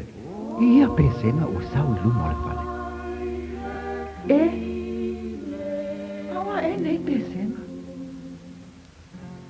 Ai po fele sau vai. Oye le ai. Nama tu fale le sau vai. E tau nu atu lo e tonu ma matala le fai tuto. Ia o sau pesena. Mama liu sione tina. Le ai tina. Tina le ai. Tina. Mena le ai. Mena. Elisabetta. Awa te toi tanga. Ua le au ngā. Ua masaa nei pu vai. Ua ma leo lava si au tina. Ona lau le alofa ma lau le au sita. Le ai. Tina. Tina le ai. Tina le ai. Tina le no foi lunga. Engai le anga o Tina. Tina le ai.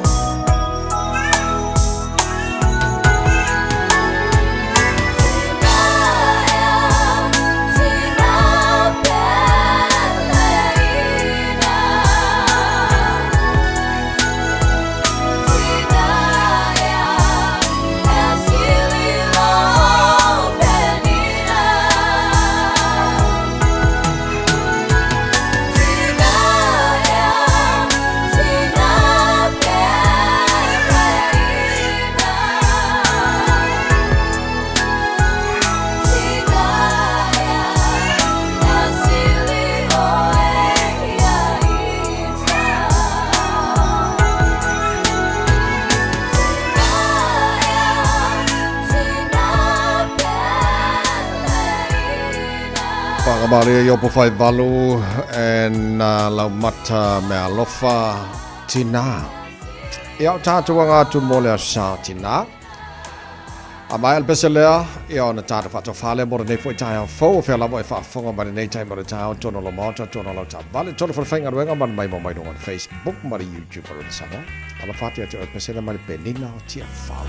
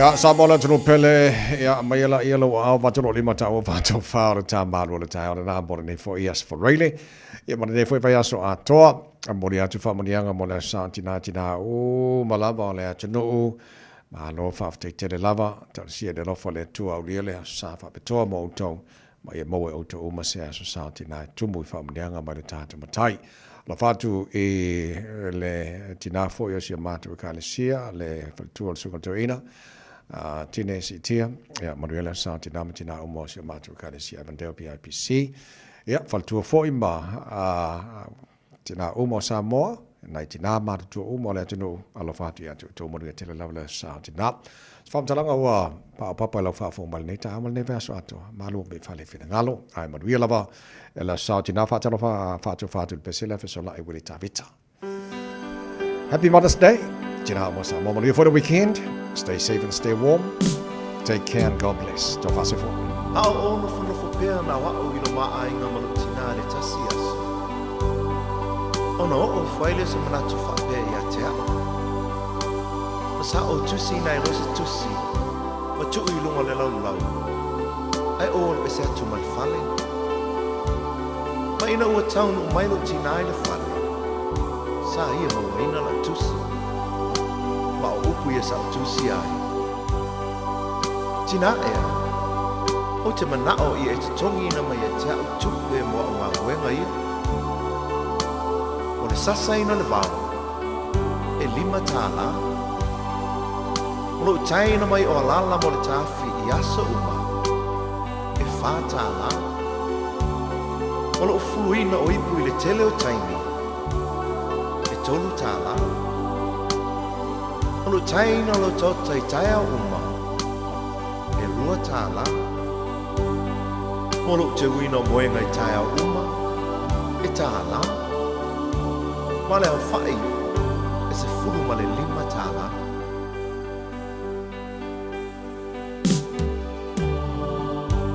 Ina o te fo i atu le whane.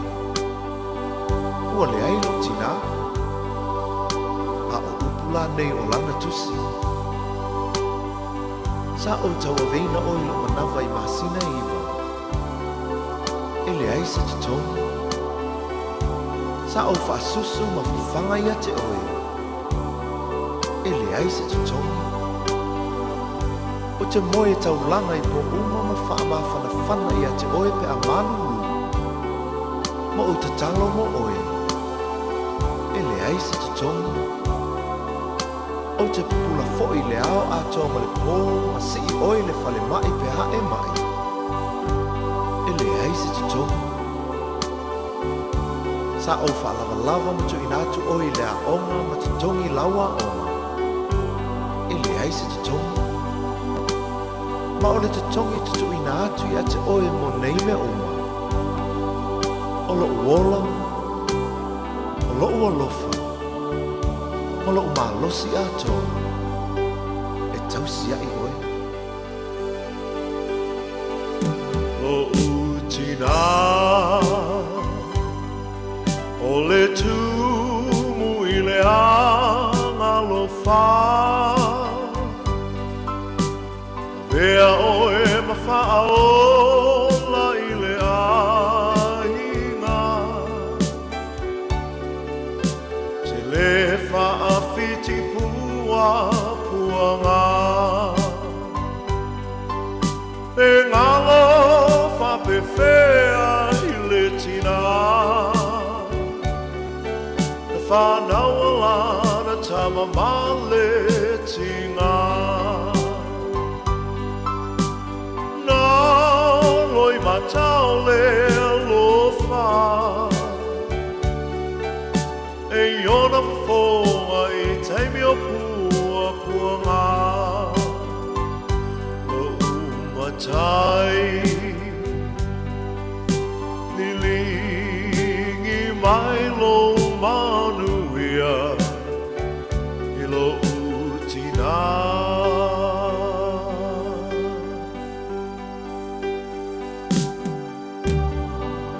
Tina ea, pangale tele o loa lofa, sa e tausi, whaalawa lava, ma whawhanga i au ina i o wola. O le nei o mawaile nei sa o le tonga, ai panga lea lo valea ma lo vai vai.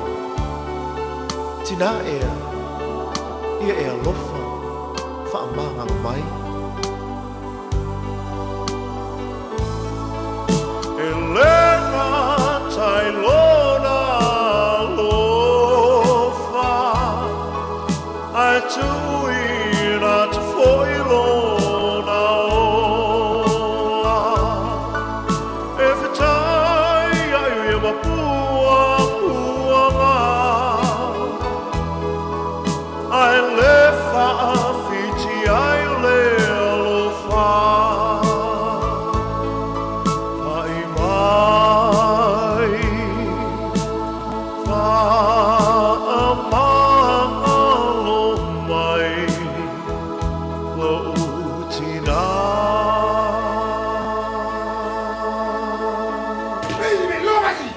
Hey, hey! Oh!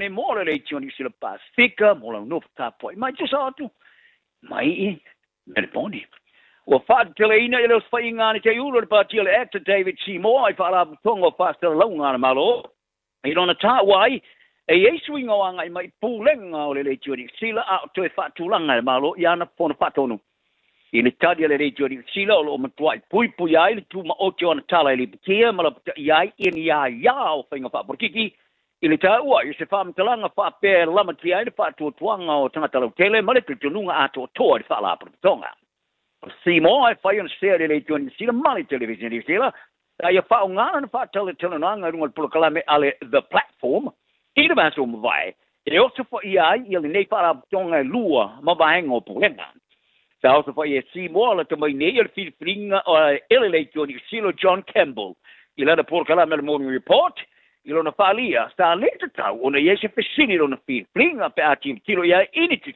singa tatu sie Campbell mo mwatu a ona lua de televisione sila ile wa fa malu fotolu sta tu sie Campbell in just singa fa join ai fa pinga mano so vatasi ile fa matala nai oni ta e matua ngao I mani agia ile fa matala tsia le joni sila sa fa dia ile te fono o sa mu ese ki mata o le tuma onti o tu stala matala le jori sila e tawo tele to le ai mase tu na inga e foi ai o pui pa le mia tu sina me maulo mo tu ia su enga fo e fai mo tanga to tu fa fo e maranga mai e talo sanga mo ti tene ni sila mai le tau fai ungo le tau sanga fo o talo sanga mo ti tene o la su ina mata fa yoi ma vano le maua ile ave am si tene le mana mi ele fitmo le lima paseno fisile sao le telina ina ia pasti ai o vesio le akavai mata upe pe tula fono le ai tau Bill of Rights Act so le tula fono patino ai tau e palo tai mata u fasil silo fatim classing ma le fatula ngana o malo sa fari ai le tamata minister pe maranga inga Brooke Van Velden o le amotino ai o tangata e malama mata u tino ai tau tu fatino ia o nga o sa o tonga fatim classing o ave ai sila matunu matango fien ai o fa tiongo sitting ia ina le sao o ne suenga fari ai ele tama tai loia mo fe malanga inga buja sunda o te fofoe au no le mas fafi tauli mo ia fe sitting ia pe o tangata o ave mas sitting no sila ele o fa so ina nei au ngata o ai pe ai fo ni fa mo e fa loai o le lo nei me o le ave ai matanga sitting pito silia to na lei e ulavo America ma Australia fa ia point so enga pa pe mo tanga siteni a ele o te tulanga le na ua mapo na muri ai ni sila pe na fa ali ai sunda o le tama tai president o le soso tanga fa nga wenga mai tunu fafo anu kaloti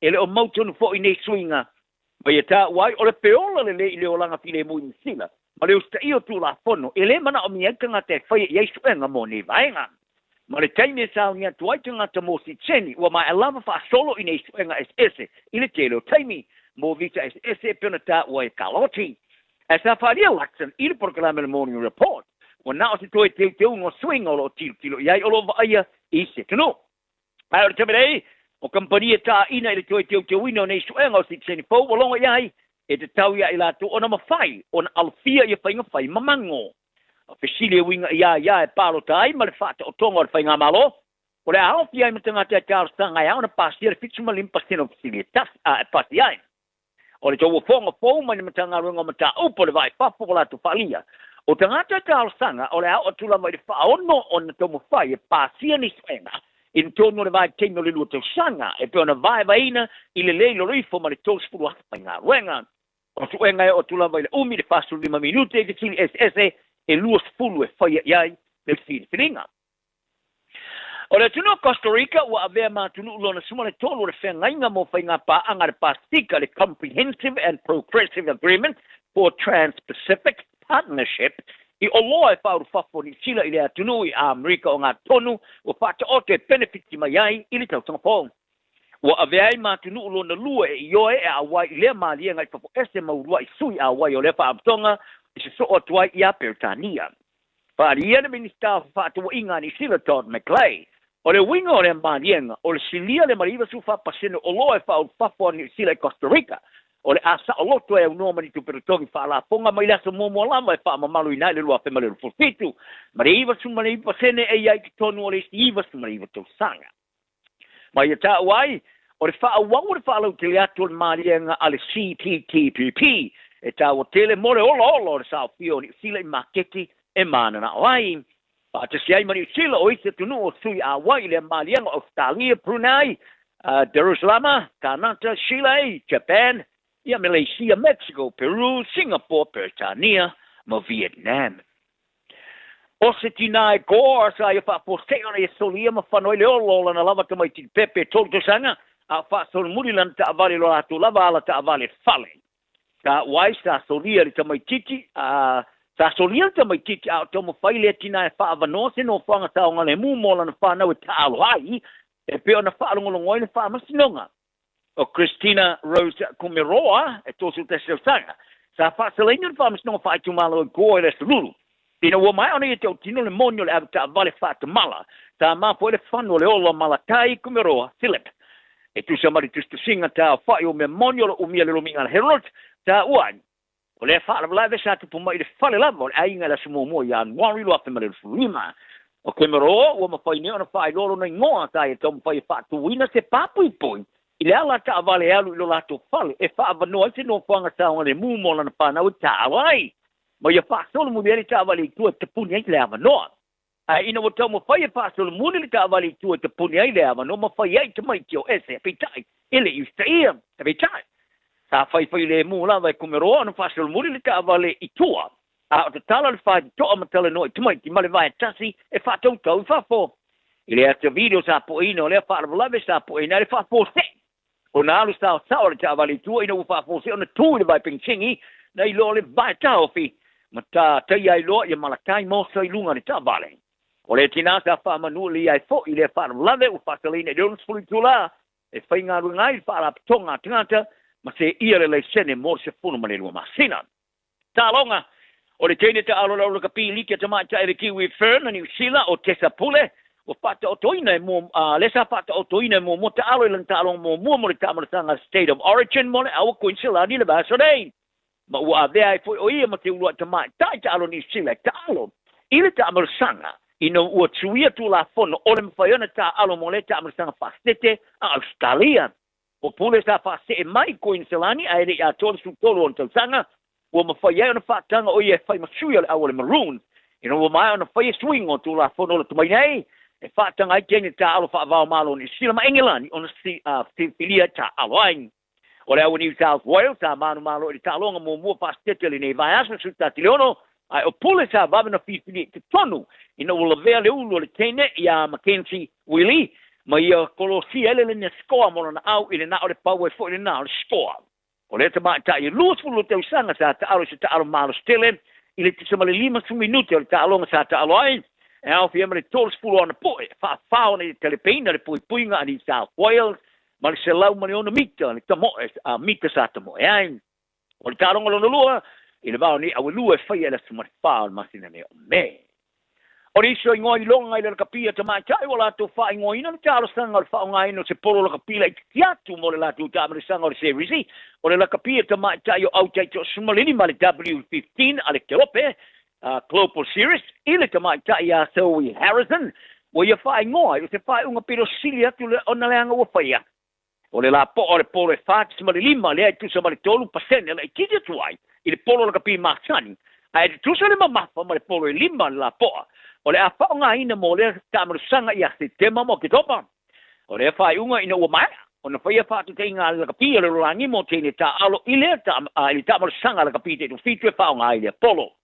Ai o Harrison o le kapi le rosta mo mo ingilani, le amana ia tele o se tene pitu silia tu le ona le lei ina rolangi ofu numeros pulu. Pa te sei mani tende longo a Englani a Mackie Alfonsi, wala whaiti o ina le tā sanga o le tino le kapi a le rolangi. Pa ria Harrison le BBC, o te whai unga pitu silia tu le ona le anga wawhaia. Ma ia tā wai o le maa i mawina o le taimi, a wa o alatu tene tā alo huka, ma whai ona latu tongi le poro di tonu, e ma whai ona latu pāteina, e ma whai po ia e latu ona latu kikina le poro le pou. Alfonsi sa manu li poro langi do astu mar pam mo ingenani sa e tu se lunga lo panga tu se inga I oi nane manatu sowi, ma ia tā uai, I leo se suinga tāla whenga iai. Ua whaabau ni anea for whaatonu le kapi Union New Zealand Steve Lancaster o le officer City Forward whaalabar butonga o Lancaster sa ave masui officer City le kapi ni sila more ono matina. Ina ua whaamawai o le officer City mua Mark Robinson. Ta whaamau ni ai le te foru le kapi ni sila David Kirk o Lancaster ta ia whaailo sona ta inga wing ese doi mawununga tele lona whaatua tuina o Lancaster e umisa teimi o vema pula lo kapi e au fiaile a vema te iulu o vaanga o whaatinonga maulunga ila lo kapi Crusaders i le vāle luafe maleono male luafe male lua so o neai male la kapi a ka nata. Tala nao ne yaso manui ila wale tunu. That's news in Samoan for Radio New Zealand Pasifika. Happy day.